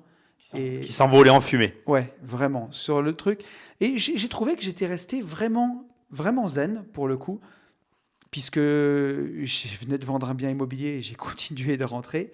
Et je suis rentré vraiment, je suis rentré en mars, je suis rentré en avril. Donc j'ai mis des grosses sommes en rentrant bas. Et parce que si tu veux, je m'étais fixé une stratégie avant, et Et je m'étais dit, voilà, le propre d'une stratégie, c'est qu'en cas de crise, on tient à la stratégie. Et donc, je m'étais dit, si ça perd de 20%, j'augmente mon DCA de 20%. Si ça perd de 30%, j'augmente mon DCA de 30%. Si ça perd de 40%, j'investis mes liquidités. Et je suis rentré, on a perdu 40%. Et je crois qu'au plus bas de la crise, je suis rentré, j'ai fait un achat à 30 000 euros. Donc forcément, ça a été incroyable quand c'est reparti. Mais j'avais l'impression que j'étais préparé. Tu vois, j'ai pu en tirer l'opportunité parce que j'étais préparé. Mais en fait, je te connais moi aussi un petit peu maintenant avec les années et je pense que tout est dans ton histoire en fait. Tu as fait un burn-out, tu es allé au-delà, tu as eu une histoire personnelle qui fait que tu t'es challengé, tu as été capable de te remettre en question. Quelque part, il faut aussi oser balayer une société pour en refaire une nouvelle. Ouais. Je veux dire, quand on regarde l'histoire de l'homme au final, ce que tu es en train d'expliquer ici est expliqué aussi en partie par ce que tu as été capable de faire avant. Donc, tu étais préparé parce que tu avais déjà premièrement un plan, mais préparé aussi parce que tout ce que tu avais fait les années auparavant et la conviction que tu avais dans ce que tu étais en train de faire t'a permis de continuer. Ça montre à quel point finalement le fait de s'intéresser à l'argent, d'avoir comme ça des investissements, de travailler sur tout ça, ça te permet d'avancer en fait. Mais ça c'est sûr. Et tu vois, encore une fois, je salue ton premier livre, Devenir riche sans argent, que j'ai lu à une époque où moi je t'écoutais en podcast, on se connaissait pas, tu vois. Et j'ai adoré ton bouquin déjà pour toute l'histoire que tu racontes, parce que ton histoire, elle est folle. Alors, pour ceux qui veulent l'écouter, on avait fait un podcast ensemble sur Une vie de liberté où il y a l'histoire de Nico. Au début. Alors, ouais, jusqu'à un certain point, en tout cas, tout est début. Et surtout, après, les conseils que tu donnes sur la gestion de l'argent. Et ça, c'est un point qu'on a en commun sur la gestion financière. Moi j'adore ça. Ça me passionne parce que tu te rends compte que quand tu t'intéresses aux mécanismes de l'argent, je ne dis pas que finalement, ce n'est pas si difficile. Il y a une énorme part de psychologie. Investir 100 balles, ce n'est pas comme investir 1000 balles, ni 10 000, ni 100 000. On a tous notre limite psychologique. Ni 500 000, ni 1 million. Hein. C'est ça. Donc, il y a un moment, on a tous nos limites. Mais, tu vois, il y a des gens qui sont passionnés de pêche, qui sont intarissables. Il y a des gens qui vont être passionnés de football. Quand tu es passionné d'argent, ça se répercute quand même sur tes comptes, à un moment. Et puis aussi sur tes passions. Ouais. Parce que malheureusement, même le passionné de pêche, même le passionné de football, pour aller voir la Coupe du Monde, le passionné de football, il lui faut de l'argent. Et le passionné de pêche, s'il veut aller pêcher des beaux poissons, je sais pas moi, en Floride, il lui faut aussi de l'argent, quoi. Ouais. Donc l'argent, tu es obligé. Les gens veulent pas. En fait, l'argent, les gens n'aiment pas en parler. J'en suis arrivé à cette conclusion il n'y a pas longtemps avec un petit peu les réactions que je peux voir sur les réseaux ces derniers mois, on va dire. Je pense que les gens n'aiment pas qu'on leur parle d'argent parce que tu leur dis quoi faire. Et je pense que personne n'a envie de perdre sa dignité. Et que comme tu as en face de toi des gens qui ont mené des actions d'une certaine manière, parfois ce que tu vas leur dire, malheureusement, ça sous-entend que tout ce qu'ils ont fait auparavant est mal. Ouais. Et c'est dur, en fait. Je peux le comprendre parce que tu t'es engagé des fois dans des voies, ne serait-ce que l'histoire classique des personnes qui s'achètent une résidence principale, malheureusement surdimensionnée financièrement. Oui. Ils y pensent tout leur pognon, tout leur temps, toute leur énergie. Ils y perdent parfois malheureusement leur couple et bien plus encore. Mais tout ça parce qu'au départ, il y a eu un mauvais choix financier et qu'on n'a pas envie d'entendre en plus. Ouais. Parce que depuis toujours, on te répète, ne jette pas l'argent par les fenêtres dans les loyers. Moi, je suis locataire. Hein. Je veux dire, tu vois, on parle d'argent, je suis locataire et j'ai un gros problème parce que moi, on m'a répété cette phrase. Et jamais eu autant d'argent que depuis que je suis locataire. Ouais. Donc c'est dur parce que tu te dis, parce que moi j'y crois aussi à la phrase, je suis comme tout le monde, hein, mais tu te dis, financièrement, la phrase n'est pas vraie. Mais je suis d'accord avec toi et tu vois, Alors après, ça peut être une stratégie, la résidence principale, mais parce qu'il y a quand même une niche fiscale en France qui fait que... Ça ne les vaut pas. Merci de me renvoyer cette perche, parce que je me suis fait attaquer récemment sur ce sujet en me disant oui, tu sais très bien que c'est une niche fiscale. C'est complètement faux en fait. Les mecs qui vous disent ça, ils ne savent pas comment fonctionne une niche fiscale. C'est une niche fiscale qui permet aux gens qui l'achètent cash de pouvoir réduire leurs revenus et du coup de pouvoir payer moins de charges. Mais quelqu'un qui n'a pas d'argent, tu lui parles d'une niche fiscale qu'il aura dans 20 ans quand il ne paiera pas de plus-value. Non. Ce que je veux te dire par là, c'est si tu l'utilises en tant qu'investisseur, tu vois. Non, mais même pas, mais même pas, tu n'accélères pas. Parce que tu dois être dedans au moins 6 mois, 1 an. Je comprends que tu fasses cette moue de la tête, mais réfléchis-y 2 secondes quand tu n'as pas d'argent. Combien de temps tu restes ? Parce que si tu l'enchaînes trop vite, tu te fais requalifier. Donc alors, soit tu conseilles aux gens de se faire requalifier en tant que marchand de biens. Dans ces cas-là, ça devient un risque. Soit tu te dis... je vais le faire en bon père de famille tous les 5 ans, mais dans ces cas-là, excuse-moi, mais ça va si vite que ça. Alors ça, je suis d'accord avec toi. Mais vas-y, c'est intéressant, je trouve, comme dire, sujet. en bon père de famille, tu le fais pas tous les 5 ans, parce que justement, quand tu es bon père de famille, au bout d'un moment, tu mets un toit sur la tête de ta famille et puis tu arrêtes de les faire bouger tout le temps. Mais Alors tous les 10 ans. ouais, alors après, moi, je serais sur une échéance beaucoup plus courte, mais quand je vois les opportunités qu'on a eues ces dernières années, il y avait des trucs à faire, mais par contre, tu vas pas acheter la maison de tes rêves. Tu le fais uniquement dans ce but-là. Et après, il faut un levier de valorisation. Soit tu fais tes travaux toi-même, soit tu divises une partie. Ouais, mais tu vois, regarde, les travaux, moi je le vois d'expérience, les couples qui font leurs travaux eux-mêmes, ils se séparent. Très souvent. Alors après, c'est encore d'autres problèmes, tu vois. Oui, mais tu vois, c'est difficile. Moi, la RP, je Ouais. suis mitigé aujourd'hui. Quand je vois ce que rapporte le fait d'être locataire, parce que je l'expérimente en Ouais. fait, c'est compliqué pour moi. Tu vois, j'ai plus de foncier. Moi, le dernier foncier de ma maison, c'était 4 500 euros avant les hausses qu'il y a eu. Ça veut dire que là, je serai à 5 500. Bon, c'était une Ouais, grosse baraque. Mais tu comprends mon point de vue. Et quand je vois ce que je peux faire avec l'argent de l'autre côté, c'est dur, quoi. mais là, je te comprends. Tu vois, j'ai acheté, moi j'ai revendu ma RP, je suis resté 2 ans locataire et j'ai retrouvé la RP où je pense que, je sais pas si ce sera ma RP finale, mais en tout cas, moi j'ai besoin d'espace, de vue, puis tu es venu chez moi. Alors bon, J'avais vu, elle est très belle. voilà, quand j'étais en travaux, tu es venu. Alors maintenant, c'est tout fini, c'est tout propre. Mais si je devais la revendre aujourd'hui, je serais juste au prix de ce qu'elle vaut. J'aurais peut-être une petite plus-value. Mais je suis d'accord avec toi. Je le fais parce que j'ai envie d'être chez moi, parce que j'avais envie d'habiter là. Et ce genre de maison, bah, tu ne les trouves pas en location. Mais ce n'est pas une opération financière. On est d'accord. C'est un choix après.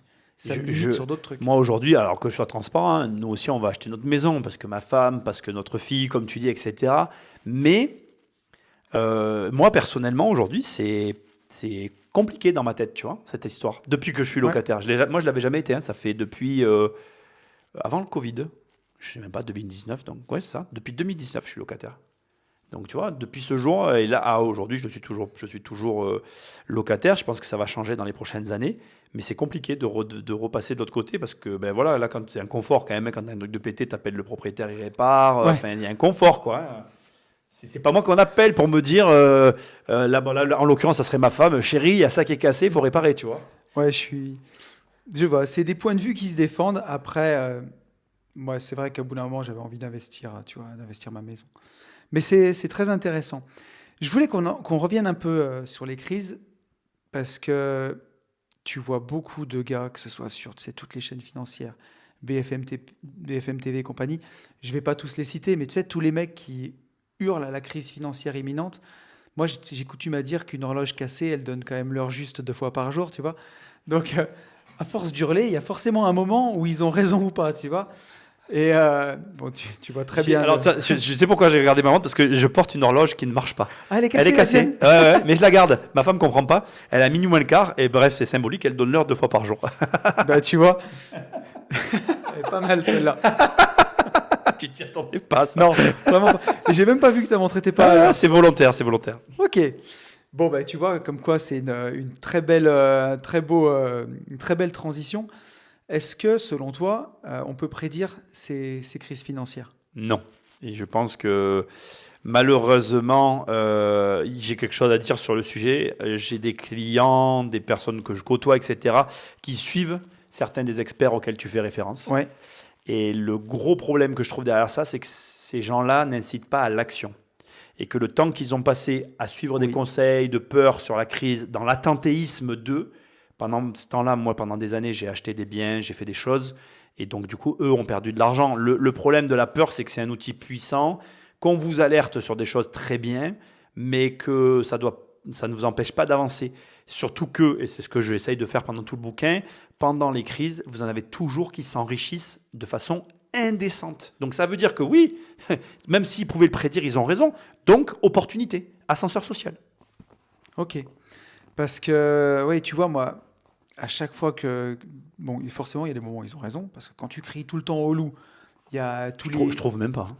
Tu sais, tous les 6 à 8 ans où il y a une crise, il arrive quelque chose. Même si c'est un Enfin, soubresaut. Soyons honnêtes, regarde, là, le Covid, de quelle crise on est en train de parler, quoi. On est en train aujourd'hui juste de payer l'argent qu'ils ont débloqué pendant la crise, quoi. Alors, il y en a qui veulent pas l'entendre, très bien, ils ont le droit de pas vouloir l'entendre, je m'en fiche, en fait. Mais s'ils n'avaient pas débloqué tout cet argent, qu'ils n'avaient pas injecté dans l'économie, on n'aurait pas l'inflation qu'on a aujourd'hui. Donc, on n'aurait pas les problèmes qu'on a. Et en même temps, moi, je trouve que c'est quand même assez intéressant de voir qu'ils ont confiné. Et la première chose qu'ils ont fait en confinant, c'est d'arrêter tous les impôts et les charges parce qu'ils savaient que sinon, aucune société en France allait survivre. Ouais. Quand même, je trouve que la situation mériterait à ce qu'on réfléchisse. Et là où, alors pour moi, on a atteint le summum de la situation irréelle et ironique au total, c'est que dès qu'on a eu déconfiné, qu'ils ont continué sur leur réforme des retraites, tout le monde a manifesté pour un truc, donc je suis désolé pour ceux que ça va choquer, mais on s'en fout. Là où personne n'a manifesté pour les milliards donnés à des... Non mais, ils ont donné des milliards que ce sont nos enfants qui vont devoir payer.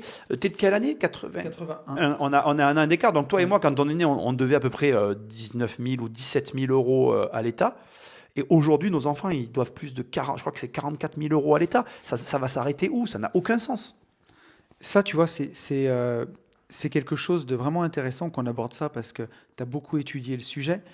Moi, c'est une question que je me pose quand je vois que, tu vois, la dette, j'en ai parlé dans un de mes derniers contenus, justement, j'ai fait un vlog sur la retraite où j'en parlais, et j'ai le même avis que toi, enfin, pour moi, ça n'a juste aucun sens, et surtout la façon dont c'est mené chez nous, mais notre, notre dette est à hauteur de 120% du PIB.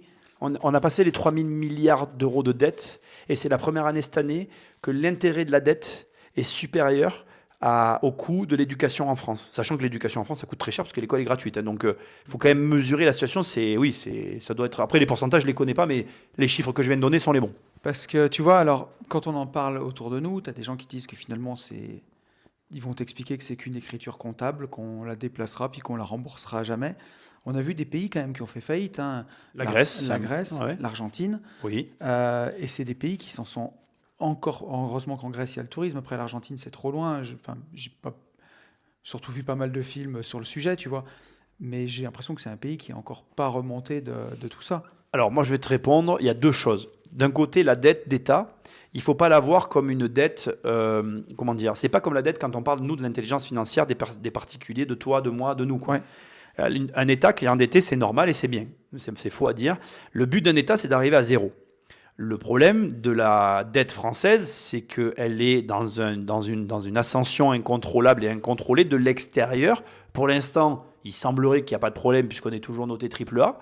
Mais en soi, pour moi, le problème ne vient pas forcément de la dette.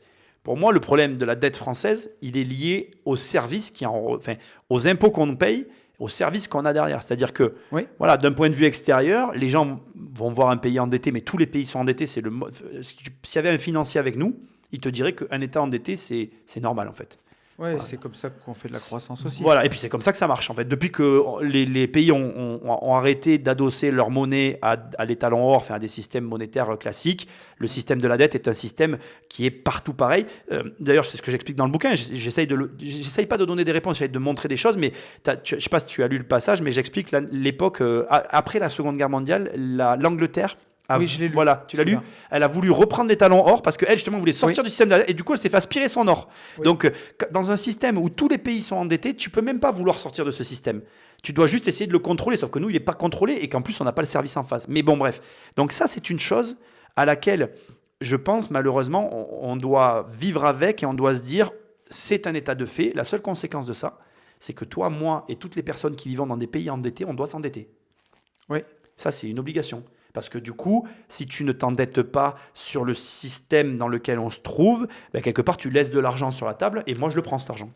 Tu veux dire par là que tu ne te protèges pas de l'inflation. Exactement. On est d'accord avec ça. C'est exactement ça. C'est-à-dire que de toute façon, dans le système dans lequel on est, il y aura toujours de l'inflation. Normalement, elle est à 1-2%, tu vois, Ouais. dans ces eaux-là. Inflation normale. Donc, il faut toujours s'endetter pour être dans le système et passer passer du côté de ce que les gens appellent les riches. Ouais. Les riches sont juste des gens qui s'endettent et qui achètent des actifs, en fait. Hein. Et ça, tu vois, c'est vraiment un débat. Alors bon, pour l'instant, tu es locataire de ta RP, mais parce que tu es investisseur immobilier partout autour. Mais si tu fais que rester locataire, que justement tu espères ta retraite un jour, et qu'entre-temps, bah, tu fais la cigale, pour le coup, là, tu claques tout ton argent, c'est rigolo, mais j'avais fait construire un immeuble en 2012, et aujourd'hui, je l'ai démembré, puis je l'ai revendu appart par appart. Et dedans, il y avait un studio. Quand j'ai fait la rentrée du premier locataire en 2012, il était loué 300 €. Et quand j'ai vendu cet appartement en 2022, le loyer était de 530 €. Imagine-toi, pour le locataire et moi, ma mensualité de crédit, en 10 ans, elle n'a pas bougé. Donc moi, je me suis protégé de l'inflation, mais mon locataire, c'est pas le même locataire, hein, ça a changé. Mais à chaque fois, j'ai remonté mon loyer. Le problème, c'est que c'est l'investisseur qui parle. On est d'accord. Mais le système que tu évoques là, comment dirais-je, c'est un accord de principe. C'est-à-dire que moi, locataire de ton studio à 500 €, qui gagne de l'argent? Bah, c'est moi, c'est l'investisseur. Mais je ne suis pas convaincu. Pourquoi? Ben, j'ai dit moi. Hein. Moi, je suis ton locataire à 500 €. Ah, oui, pour ce que tu veux dire. Alors après... Ce que j'essaye de sous-entendre, c'est que c'est toujours pareil. Tu ne présages pas des finances et de ce que fait. En fait, si tu veux. Non, mais là-dessus, je suis d'accord Et avec ouais, toi. tu comprends ce que je veux dire? La location, ça reste un avantage, en fait. Tu ne payes pas le coût réel de la chose. Ce que je voulais plutôt te souligner, c'est le fait que moi, ma mensualité de crédit, en achetant ce bien, je me suis protégé de l'inflation. Alors que mon locataire, s'il était resté le même, c'est quelqu'un qui n'investit pas, lui, son loyer est indexé sur l'inflation. Il a monté. Tout à fait. Mais encore une fois, selon ce qu'il fait de son argent de l'autre côté, non, mais c'est sûr. C'est toujours ça le fond du problème en fait. Mais tu vois, moi je trouve que c'est intéressant comme sujet. Ouais, parce qu'en fait, on croit toujours qu'il n'y a que toi qui. Mais c'est pas vrai en fait. C'est une convention entre deux parties. Ton locataire, là où tu as raison, c'est que si on prend un locataire qui reste locataire toute sa vie, qui dépense toute sa thune et qui pense à rien, c'est un peu malheureusement le contrat social de l'État français avec sa population, puisqu'il vous dit « je m'occupe de votre retraite, donc surtout ne vous occupez de rien ». Puis après, il vous dit « bon, ben finalement c'est 66 ». Bon, ben finalement c'est 70. C'est un peu là où c'est biaisé. Tu vois ce que je veux dire? Bien sûr. Mais en vrai, si le locataire, il comprenait l'avantage qu'il a d'être locataire et qu'il s'en servait de levier lui aussi, toi comme lui, vous gagnez de l'argent. Et moi, je trouve que c'est là où ça devient intéressant quand on se dit finalement, c'est pas l'un qui gagne plus de l'argent que l'autre, c'est les deux qui gagnent de l'argent. Et c'est comme ça qu'on fait bien des affaires, quoi. Exactement. Mais il y a quand même peu de gens en France qui ont une éducation financière et qui savent quoi faire de leur argent. C'est dramatique. Tiens, c'est rigolo d'ailleurs, au moment où j'enregistre ce podcast. On verra ce soir, ma fille avait un cours d'éducation financière, figure-toi, au collège. Waouh, je suis bluffé. Je suis content pour elle. Je peux pas t'en donner le contenu, mais elle est en 4e et ce matin, de 8h à 9h, elle avait un cours d'éducation financière. Alors déjà, tu vois, moi, c'est marrant que tu me parles de ça. Moi, j'ai fait un short il n'y a pas longtemps là, pour faire la différence, parce que je me suis rendu compte que certains ne faisaient pas la différence entre un crédit conso et un crédit tout court. Entre un crédit... En fait, les gens ne connaissent pas la différence entre les crédits qui rapportent de l'argent et les crédits qui coûtent de l'argent. Voilà, je vais le présenter comme ça. C'est ça qui est fou. Et ça me tue, en fait. Et ça me tue. Donc, c'est pour te dire que j'aimerais bien, moi aussi, connaître le contenu de son cours, parce que c'est dingue, quoi. Bah, tu vois, alors bon, je t'enverrai un SMS ce soir. Avec grand plaisir. Écoute, je suis curieux, tu vois. Mais c'est la question que je me suis posée. Un vocal, si tu veux bien, parce que je pense que je me suis demandé, mais qu'est-ce qu'ils vont lui raconter, quoi. Et surtout que moi, ma fille, elle a 13 ans, hein, mais elle m'a toujours vu investir. Tu sais, elle venait faire les ménages dans les appartements avant qu'on les remette en loc. Et elle sait où sont les biens. Et alors, comment elle voit les choses? C'est intéressant. Ben, elle a la même... forcément, après, à 13 ans, avec le recul qu'elle a, puis...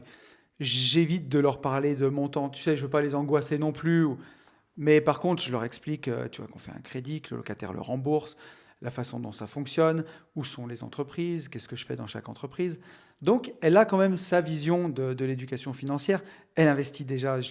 Elles ont chacune j'ai 2 filles, donc chacune une assurance vie pour enfants qui investit en bourse. Donc, tous les mois, tu vois, elles font leur virement, elles peuvent regarder. Donc, elles sont vraiment impliquées... Elles comprennent vraiment ça. Tu vois, même quand elles ont des étrennes, elles savent qu'il y a une partie pour se faire plaisir, une partie pour investir. Donc, je pense que si elle lève la main, tu vois, elle a déjà un peu d'avance sur les autres ce matin. On verra ce que ça donne. Mais en tout cas, comme quoi... C'est super intéressant. Tu vois, je suis bluffé.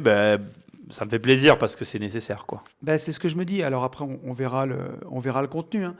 Mais je me dis déjà, si ils leur disent même juste de gérer un budget, tu vois. Je ne sais pas combien de gens... Alors après, moi, j'ai une approche de ça très, très drôle. C'est que moi, je cherche juste à augmenter mes revenus. Comme ça, je n'ai pas à gérer, quoi. Après, ça dépend comment chacun voit les choses. Moi, je peux comprendre que ça saoule de gérer un budget. C'est vrai qu'il y a des gens qui considèrent, tu sais, qu'ils travaillent et que du coup, ils aimeraient... Et je comprends aussi cette approche. Je bosse, donc je trouve normal que j'ai les moyens, quoi.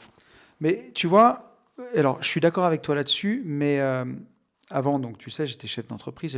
Je suis toujours chef d'entreprise, mais... J'avais une entreprise avec des salariés. Aujourd'hui, j'en ai plus et c'est très bien comme ça. Mais nous, on en a. Ouais.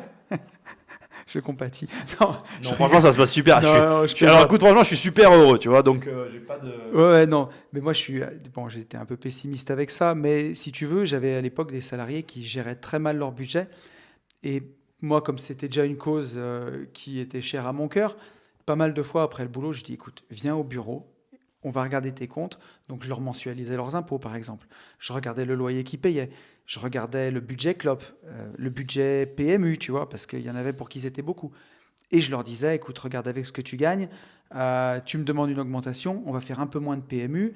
Je leur interdisais pas, mais je dis, enfin, je ne sais pas leur interdire ou leur permettre, mais je tenais mes conseils. Je disais, là, tu devrais y aller un peu moins. Regarde, si tu gagnes là-dessus, là-dessus, là-dessus, si tu réduis un peu la cigarette, là, tu dépenses dans n'importe quoi. Et j'ai des mecs qui m'ont remercié, rien que de leur mensualiser les impôts. Ils se prenaient 10% chaque année.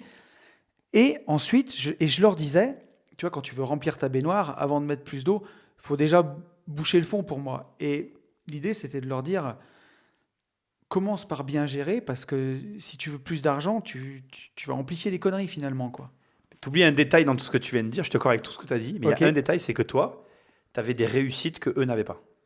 mais c'est Et sûr. ça, mais c'est con, mais ça fait une petite réussite dans l'investissement, une petite réussite dans l'investissement en bourse, l'avoir fait, avoir vu que ça fonctionnait. Et c'est que ce détail. Nous, très souvent, moi je dis à mes clients, que ce soit les élèves qu'on peut accompagner ou les clients qui viennent nous trouver parce que eux carrément ils veulent pas apprendre à pêcher, ils veulent le poisson tout de suite. Oui, Je leur dis, euh, dès que tu vas avoir fait la première opération, dès que tu vas avoir tes premiers euros qui rentrent, c'est à partir de là que ça va, dans ta tête, il va se passer quelque chose. Tant qu'il n'y a pas eu ça, ouais. ça peut pas. Pour moi en tout cas. Oui, oui, Et je pense que toi, tu as eu. Après, je connais un petit peu ton histoire, mais je pense que tu avais une famille, comme j'ai dit tout à l'heure, tu vois, donc ta personnalité, mais ton entourage et un contexte qui t'a permis d'avoir ces petites victoires qui t'ont ensuite fait te dire allez, c'est bon, je peux le faire.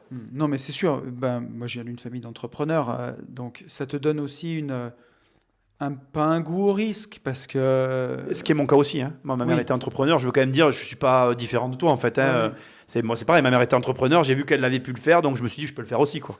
Bah, c'est ça. Déjà, quand t'as un de tes parents entrepreneur, tu vois que, bon, s'il y arrive, ça te fait un frein en moins, c'est certain. Et d'ailleurs, j'en profite aussi parce que j'ai ça en tête. Il y a entrepreneur et entrepreneur, c'est-à-dire que il y a malheureusement beaucoup d'entrepreneurs en France qui sont le centre de leur mécanisme et donc leur entreprise. Ben, c'est exactement comme un salarié, malheureusement c'est leur prison. Et je pense que nous on fait partie de la deuxième catégorie plus rare, mais qui est vraie, où on n'est pas au centre du mécanisme et où du coup c'est pas du tout comme la première catégorie d'entrepreneur. Et il n'y a pas de jugement de valeur ni rien. C'est très dur de sortir de sa société, surtout quand c'est la sienne. Mais quand on y arrive, il se passe des choses magiques, quoi. Mais ça, c'est une certitude. Et tu vois, ça me permet aussi de rebondir sur ce que tu disais sur les crises, tu sais, où tous ces conseillers sur BFM TV, où ils surfent sur la peur, la peur, la peur. Moi, quand j'étais entrepreneur avant, j'étais un entrepreneur un peu dans la peur tout le temps, tu vois. Peur de ne pas avoir de chantier pour les prochains mois. Peur d'avoir un salarié qui se fait mal sur un chantier. Peur d'avoir un salarié clé qui démissionne. Peur qu'un client ne me paye pas. Et depuis que j'ai changé, que je suis sorti de ce système-là et que je suis autant investisseur qu'entrepreneur, et que je fais les choses par passion, par envie, par amour, tu vois, presque, c'est fou comme les choses ont changé, tu vois. D'investir dans des trucs que tu aimes bien, investir ton temps, comme faire un podcast avec toi, tu vois, investir dans des actions dans lesquelles tu as envie, acheter un immeuble parce qu'il est bien placé, parce que tu le trouves beau. C'est fou comme tout s'ouvre quand tu agis par amour et pas par peur finalement. Après, je vais me permettre d'ajouter. Je pense que tu regardes la télé. Non, ça fait depuis 2016 que j'ai plus de télévision. Moi, je dirais que dans ma vie, il y a eu 3 phases. La première fois où j'ai arrêté de regarder la télé, Ouais, parce qu'en fait, je suis plus devenu un consommateur. C'est con, mais et moi, j'ai arrêté à peu près, tu vois, à la crise des subprimes. Parce qu'en fait, ça, je me rappelle très bien. En fait, nous, à l'époque, on avait notre société de marchand, etc. J'avais une queue de programme qui se vendait mal et la télé me rajoutait de l'angoisse sur mes angoisses. Et donc, c'est là où je me suis dit, il faut que tu arrêtes, parce que, ouais, en fait, tu es déjà angoissé. Donc, je vais pas en plus m'angoisser avec des trucs c'est que sûr. je pouvais rien faire. Et ensuite, la deuxième phase où ma vie, elle a encore changé, c'est quand j'ai commencé, on va dire, à m'ouvrir à de nouvelles choses et à oser des choses que je n'osais pas faire avant. Et la troisième phase, c'est quand j'ai lu des livres, quoi. Ça paraît con, mais Ouais. Et c'est fou, je suis tellement d'accord avec toi, c'est rigolo, mais J'étais avec un ami il y a pas si longtemps et il me disait alors, t'as acheté quoi pour le Black Friday? Et je me suis dit, bah moi j'ai vendu pour le Black Friday, on a fait une offre sur les programmes, mais j'ai rien acheté. Moi non, c'est marrant que tu me parles de ça. J'ai une vidéo qui sort demain sur les Black Friday et c'est ce que je dis en rigolant, quoi. Je dis alors, c'était bien les Black Friday? Ben voilà, achat des actifs au lieu d'acheter des merdes. Non mais Ouais. voilà, c'est tout. Après, Après, tu vois, c'est sûr que, enfin, investis sur toi, investis sur des actifs, mais comme tu dis, effectivement, moi, après, je suis plutôt minimaliste, donc j'achète déjà pas grand-chose en temps courant, donc. moi j'ai fait une erreur dans ma vie. J'en parle pas beaucoup de celle-là. Tu vois, j'ai plus de maison en fait. Ouais. Donc on est locataire et j'ai pas d'affaires, j'ai pas mes affaires, j'ai plus d'affaires à moi en fait. J'ai plus rien. Ok. C'est une blague que je fais souvent à ma femme. Je dis moi de toute façon je suis comme la commode. Si tu me remplaces, il manquera rien dans la maison quoi en fait. Non mais c'est affreux. Il y a que mes fringues dans un. J'ai rien à moi. Et c'est une erreur. Je le reconnais. Quand j'avais mes maisons, quand on était propriétaire, etc. C'était moi qui étais propriétaire. J'avais des affaires à moi. Je suis un gars assez passionné. Tu vois, je suis un gars un peu collectionneur. Tu vois, je peux très vite Ouais. tomber dans des délires comme ça. Et depuis que j'ai plus rien en fait, j'ai plus de trucs, j'ai plus tout, enfin j'ai plus de collection, j'ai plus d'objectifs. Et je me perds un peu, tu vois, je m'en rends compte depuis ces derniers temps, je me dis, tu vois, je perds le goût à certains plaisirs que je pouvais avoir. Mais ces dernières années, ça a tellement accéléré fort au niveau de mes revenus qu'en fait, là, je t'en parlais tout à l'heure, hein, je suis dans une perspective sur ma vie privée dans les prochaines années que j'aurais jamais pu avoir non plus. Donc après, c'est toujours pareil, ça dépend des rêves de chacun, etc. Je dis pas que c'est bien, je dis tout ça pour montrer qu'il n'y a pas que des bons côtés. Mais parfois, d'être extrêmement concentré et Oui. d'éliminer les distractions, on arrive à des résultats. Même moi, enfin, les chiffres que je vais le savoir l'année prochaine, mais les chiffres où je vais arriver, j'aurais même pas espéré les faire, même quand j'ai commencé, tu vois. C'est dingue parce que j'ai un peu le même sentiment, tu vois, quand on a créé, moi j'ai toujours eu un bureau quand j'ai mon entreprise avant, et puis quand on s'est lancé dans le marchand de biens, puis moi après avec une vie de liberté, avec les gentlemen investisseurs, j'étais à la maison, tu vois, j'avais mon bureau, et je me suis dit, je veux plus de tout ça, je veux plus de bureau, je veux plus rien. Et c'est vrai que ça m'a permis aussi d'accélérer parce que tu n'as pas la charge d'un bureau, bah ici on chauffe, tu vois, et forcément, bon, on est propriétaire, donc c'est aussi un investissement. Mais bon, malgré tout, il y a des charges aussi. Ça nous permet d'accélérer. Et en fait, à un moment, ça m'a quand même manqué. Tu sais, d'avoir un lieu où on se retrouve et où, tu vois, quand tu es rentré, bah, tu as vu, on a mis notre logo au mur, où ça donne une petite âme, en fait. Et je t'avoue que ça fait que 15 jours qu'on est là, mais j'apprécie énormément de reavoir des bureaux. Et quelque part, de recréer un lieu, une histoire, tu vois. Je l'ai vécu, ce que tu dis, parce que moi aussi, à une période, j'avais plus de bureau, parce que comme j'ai vendu beaucoup, bah, tu le sais, j'ai vendu tout mon Ouais. patrimoine à un moment donné. Donc j'ai tout vendu, on n'avait plus de bureau, et je travaillais de chez moi, et j'ai vu que je pouvais pas le faire. Je pétais un câble, je travaillais tout le temps, en fait. Ouais. Il me fallait séparer, et juste pour l'anecdote, j'ai plus d'affaires personnelles à mon bureau que chez moi, en fait. C'est-à-dire que par contre, si mon bureau est plus, comment dirais-je, est plus orienté sur ma vie à moi que ce qu'il peut y avoir dans ma maison, en fait. C'est étrange hein, de parler comme ça, d'ailleurs, mais c'est comme ça. Ouais, mais après, quand on est passionné, mais il y a des trucs que je peux comprendre, franchement. Mais effectivement. Mais c'est vrai que, et ça m'a permis aussi ça, tu vois. Bon, ça fait que 15 jours, mais j'ai bien raccroché à la maison, tu vois. Et Ouais, tu rentres, tu te poses. ouais, Mais tu sais que ça fait du bien. ça va te faire rire. C'est drôle que tu me parles de ça. Depuis hier, mon défi, c'était les Black Friday. L'année dernière, je m'étais promis que pour les Black Friday, je ferais une offre, parce que j'en fais jamais. Ouais, Et j'en ai pas fait. Bon, parce que le timing est mal tombé, c'est pas grave.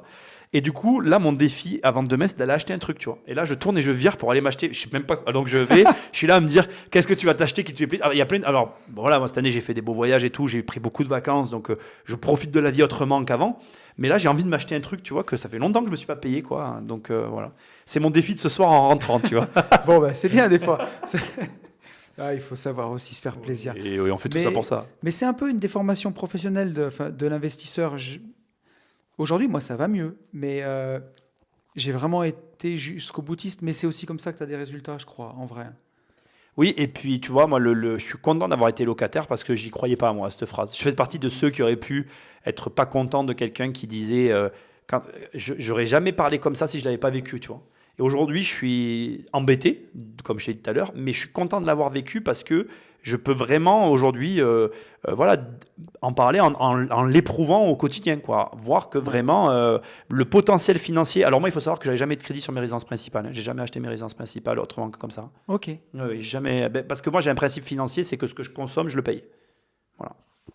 Donc, si tu veux, il faut comprendre aussi le raisonnement qu'il y a derrière. Donc, forcément, pour moi, la RP, quand tu sors un gros billet comme ça, il y a un coût derrière, quoi. Chez nous, dans le sud, ça coûte assez cher les maisons. Ouais. Donc, c'est vrai que du coup, bon, là, je pense que pour modérer mes propos, le coup d'après, je vais tenter une RP avec un crédit, je pense. Mais je ne l'ai jamais fait non plus, tu vois. Ouais. Moi, tu vois, j'ai repris la RP à crédit. C'est toujours pareil, ça a ses avantages, ses inconvénients. Je voulais revenir un peu sur justement les crises parce qu'on a vu que on ne pouvait pas vraiment les prédire. Ma première question, c'est comment on s'en protège et après, je voulais te demander comment est-ce qu'on en tire parti selon toi. Alors, s'en protéger, c'est simple. C'est encore une fois ce que j'ai dit tout à l'heure, quand on gagne de l'argent, il te faut le placer, quoi. En fait, il n'y a pas de secret. Ouais. Voilà, comprendre la structure du pays dans lequel tu te trouves, comprendre le produit financier, le véhicule financier avec lequel tu es le plus à l'aise. Toi, tu es à l'aise avec la bourse, avec les ETF, avec l'immobilier. Bon, ben, quand tu as la chance d'être à l'aise avec tout ça, tu as eu raison d'en profiter. Moi, par exemple, je suis plus à l'aise avec l'immobilier. Donc, j'ai fait beaucoup d'immobilier. Chacun, après, moi, j'ai pas de jugement là-dessus. Ouais. Tant que tu prends un véhicule et que tu l'utilises, tant mieux. Donc, tu choisis un véhicule financier, tu t'engages et comme tu viens de le dire, il faut être jusqu'au boutiste. C'est-à-dire quand même, au début, c'est une machine, il faut beaucoup investir à l'intérieur pour qu'elle démarre, quoi. Voilà. Ouais. Et t'as pas peur, justement, si tu es full immobilier, justement, quand on se tape une crise financière, on a vu, enfin, la crise des subprimes, elle a énormément impacté l'immobilier, par exemple.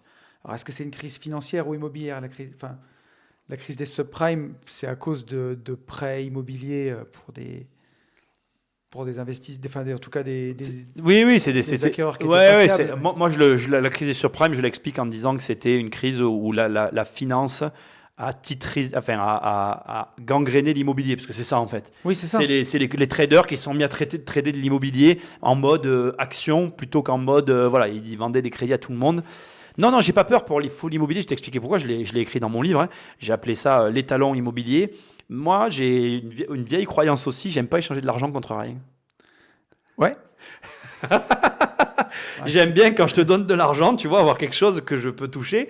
Donc pourtant, tu vois, c'est con parce que j'ai de la crypto-monnaie, donc j'ai mis mon argent et j'ai rien eu en retour, à part une application avec un chiffre. Hein. Ouais, si j'avais été sur, comment on appelle, la FTX, non, c'est ça le truc qui s'est planté là. Ouais. Voilà, c'est clairement, tu vois bien que tu peux te faire niquer. Quoi. Ouais, là, c'est, voilà, on te dit il est là, mais en fait, il est pas là, quoi, tu vois. Ouais. Donc l'immobilier, c'est ma manière à moi de dire, ben, mon argent, il est là, tu vois, là, je le vois, il est là, voilà, c'est ce beau bâtiment.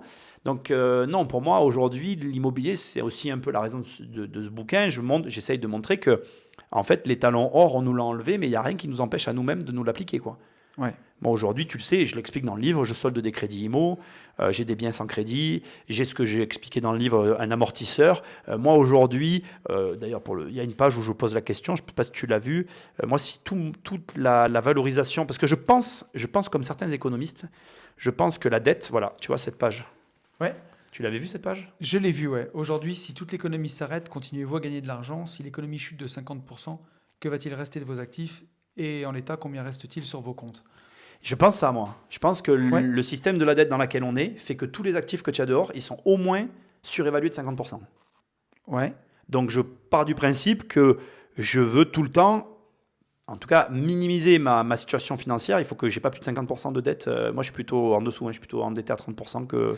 Plutôt à 15 alors, même, je crois. Tu 15, sais 18. que ça m'a fait vachement réfléchir ce que tu disais justement sur la différence entre son patrimoine brut et son patrimoine net finalement. C'est ça. Et du coup, l'amortisseur. Ouais. Mais je suis content que ça t'ait fait réfléchir parce que c'est le but. Le but, c'est qu'il fasse réfléchir ce bouquin. Et je l'ai calculé pour voir où je me situais. Et aujourd'hui, mon patrimoine, j'ai que 25% de dette sur mon patrimoine. Mais ça veut dire que donc s'il y a une chute de 50%, tu sais où tu te situes. Exactement. Et du coup, tu sais que quelle est la mise de fonds, c'est la question que je pose. Quelle est la mise de fonds qu'il te faut pour te relancer ? Et si dans cette nouvelle conjoncture, tu l'as, ben c'est bon. Ouais. Mais non, mais je suis bon. Impeccable. Oui, mais tu vois, il y a des mecs, ils sont full endettés. Ah mais oui. Et là, il y a la moindre problème. Alors, t'es dedans. C'est rigolo, mais tu vois, bon, ce podcast sortira beaucoup plus tard, mais le vlog que je sors demain sur la chaîne YouTube, je l'ai appelé le vrai problème du patrimoine à crédit, parce que c'est quelque chose qu'on te dit peu. Tu sais, là, les 3-4 dernières années, ça a été la mode de ceux qui levaient le plus de dettes. Donc, tu as des mecs qui ont levé 1 million, 1,5 million, des fois 2 millions. Mais si c'est mal acheté, tu as 2 millions de dettes. Pour certains, le pire que j'ai vu, c'est un gars qui avait 1 million de dettes pour un patrimoine net de 950 000 euros. Donc, il est à moins 50 000 sur le papier. Donc, non seulement, si tu dois tout solder demain, tu es à moins 50 000, mais en plus, tu as les emmerdes à hauteur de 1 million d'euros. Tu sais, c'est comme quand tu achètes les BMW série 7, machin, qui se vendent 10 000 balles sur le bon coin. C'est des voitures qui sortaient il y a 10 ans à 150 000 euros. Pourquoi elles sont aussi peu chères? Parce que la moindre casse, elle vaut une fortune. Ouais, c'est ça. Et en fait, tu as un patrimoine net merdique avec les emmerdes à la hauteur du patrimoine brut. C'est un grand malheur et c'est surtout le problème en plus actuellement, c'est que donc il y a eu le Covid et cette hausse de 30% qui est liée à un élément perturbateur, le Covid. Et donc, si, et c'est ce qu'on souhaite de tous, on revient à un niveau normal, là, tu as plein d'acheteurs. Moi, je le dis dans les points actualité que je fais et tout, je dis que dans les prochaines années, il va y avoir sur le marché ces gens-là. Ils vont vendre leurs biens à perte. Et comme ils seront dans la merde, parce qu'en fait, derrière la vente d'un bien, il y a plein de choses. Tu as des gens, ils vendent parce qu'ils ont besoin de déménager pour un nouveau travail. Tu as des gens, ils vendent Bien parce sûr. qu'il y a plein de raisons. Parce Voilà. qu'il y a plein de Il y a raisons. de la vie derrière. Et donc, le souci, c'est que quand tu as mal acheté comme ça et que tu te retrouves sur le marché, mais c'est une vraie galère, quoi. Et du coup, une vraie opportunité pour ceux qui savent acheter Bien sûr. et un vrai problème pour ceux qui vont mal vendre, quoi. Et effectivement, et ça... Et donc, juste pour finir ce qu'on Ouais, est en bien train sûr. de dire, pour moi, aujourd'hui, donc tu m'avais posé deux questions. Déjà, pour passer une crise, c'est avoir conscience de tout ça, savoir ce qu'on achète. Et deux, pour saisir les opportunités pendant les crises. En fait, aujourd'hui, je l'explique aussi dans le bouquin, l'économie, pour moi, elle s'est complexifiée.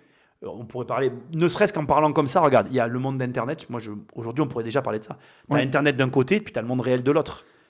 Ouais. Regarde la preuve. Le Covid en est la preuve, mais alors criante. Ils ont dû fermer Amazon parce qu'ils se sont rendus compte qu'Amazon engrangeait. Ouais, Ça c'est s'arrêtait fou, plus. c'est sûr. Donc ça veut dire que tu te rends vraiment compte qu'une société qui cartonne sur Internet peut ne pas cartonner dans la vraie vie, mais une société dans la vraie vie peut cartonner, ne pas cartonner. Enfin bref, Bien sûr. il y a plusieurs couches. Donc déjà, être en capacité d'analyser les couches qui fonctionnent, à quel moment elles fonctionnent. Bien évidemment, c'est une évidence, mais être présent sur plusieurs couches aussi, c'est une manière de se protéger. Et après, à chacun de nous, en fonction de nos compétences, de tirer parti de ce qu'on sait faire. Moi, aujourd'hui, ça fait depuis 2015, 2016, je ne sais jamais si c'est 2015 ou 2016 que je crée du contenu. Je dirais que ça fait 1 an ou 2 que je commence à créer bien du contenu. Tu vois, il m'a fallu des années pour avoir la compétence, quoi. Et maintenant, ça y est, c'est rentré. Je ne vais pas dire que je comprends, mais je sais comment ça fonctionne. Du coup, je suis un peu sur le marché du web. J'écris des bouquins, mais plus tu te diversifies intelligemment, parce que je fais que de l'immobilier, tu vois.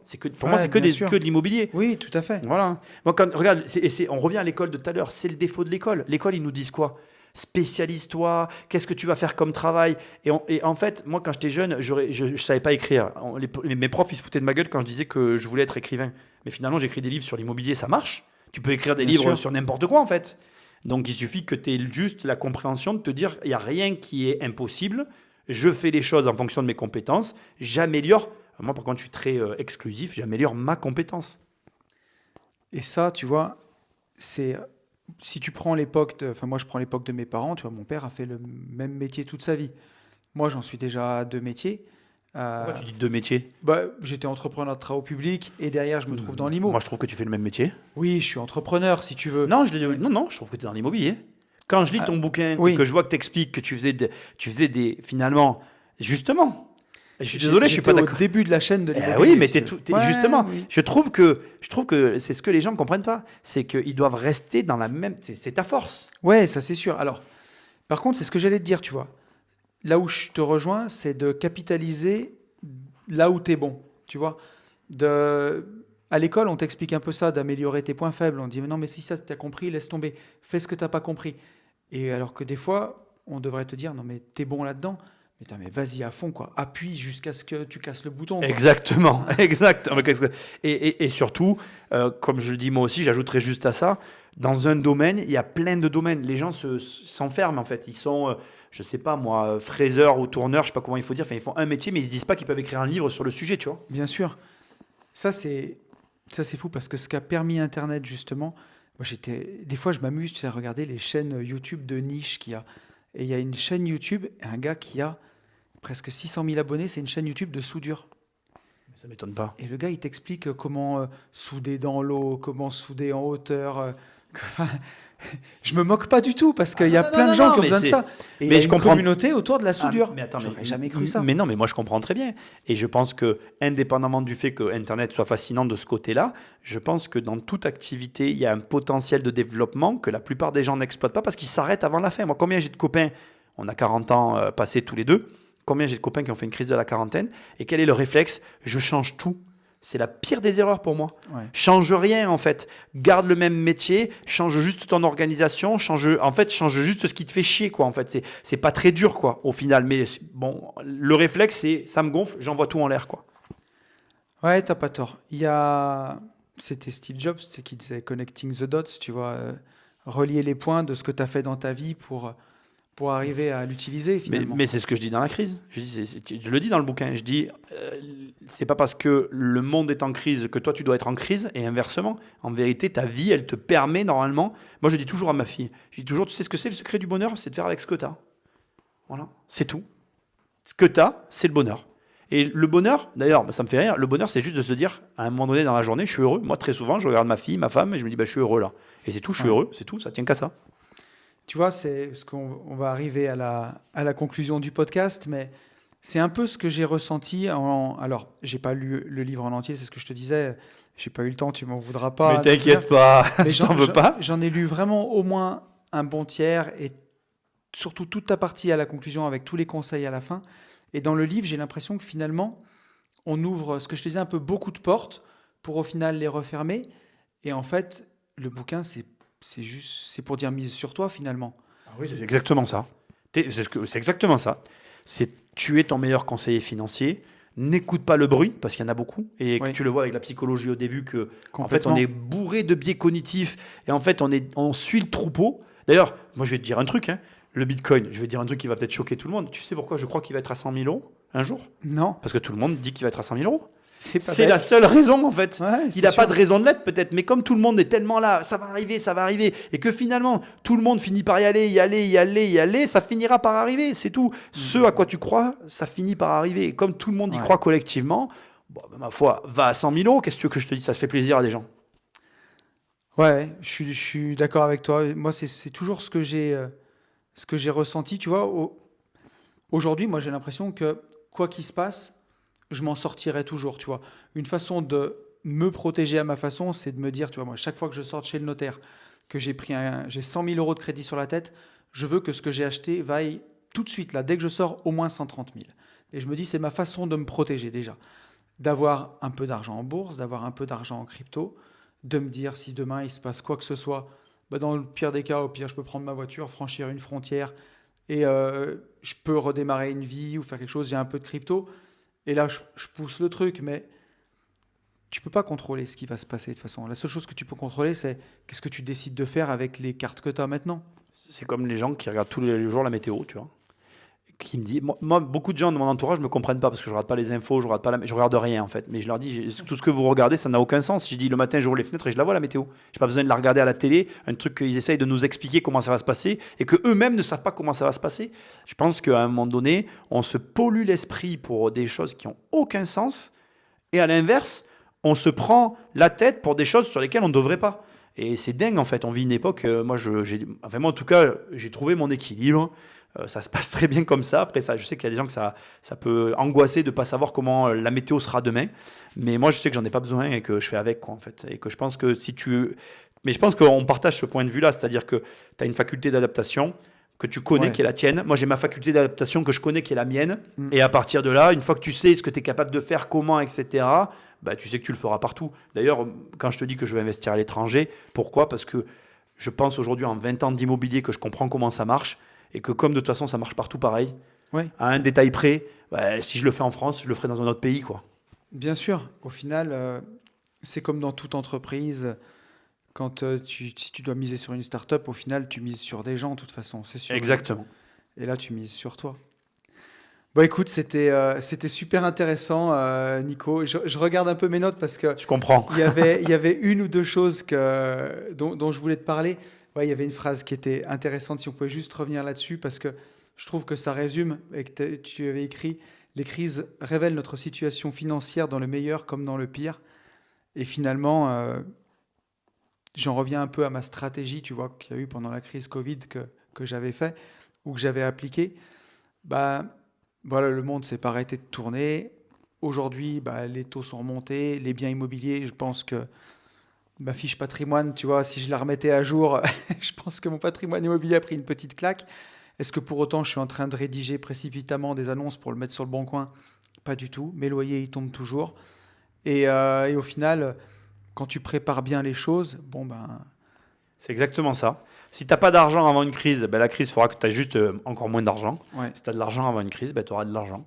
Mais le fait d'avoir de l'argent avant la crise, c'est pas lié au fait que tu sois riche ou pauvre. C'est juste comme je disais tout à l'heure, quand tu as gagné de l'argent, qu'est-ce que tu as fait avec quoi. Et ouais. comme tu disais, si tu es allé au Black Friday, à chaque fois qu'il y avait des Black Friday, quand tu avais de l'argent, ben devine quoi, tu n'en auras pas pendant les crises.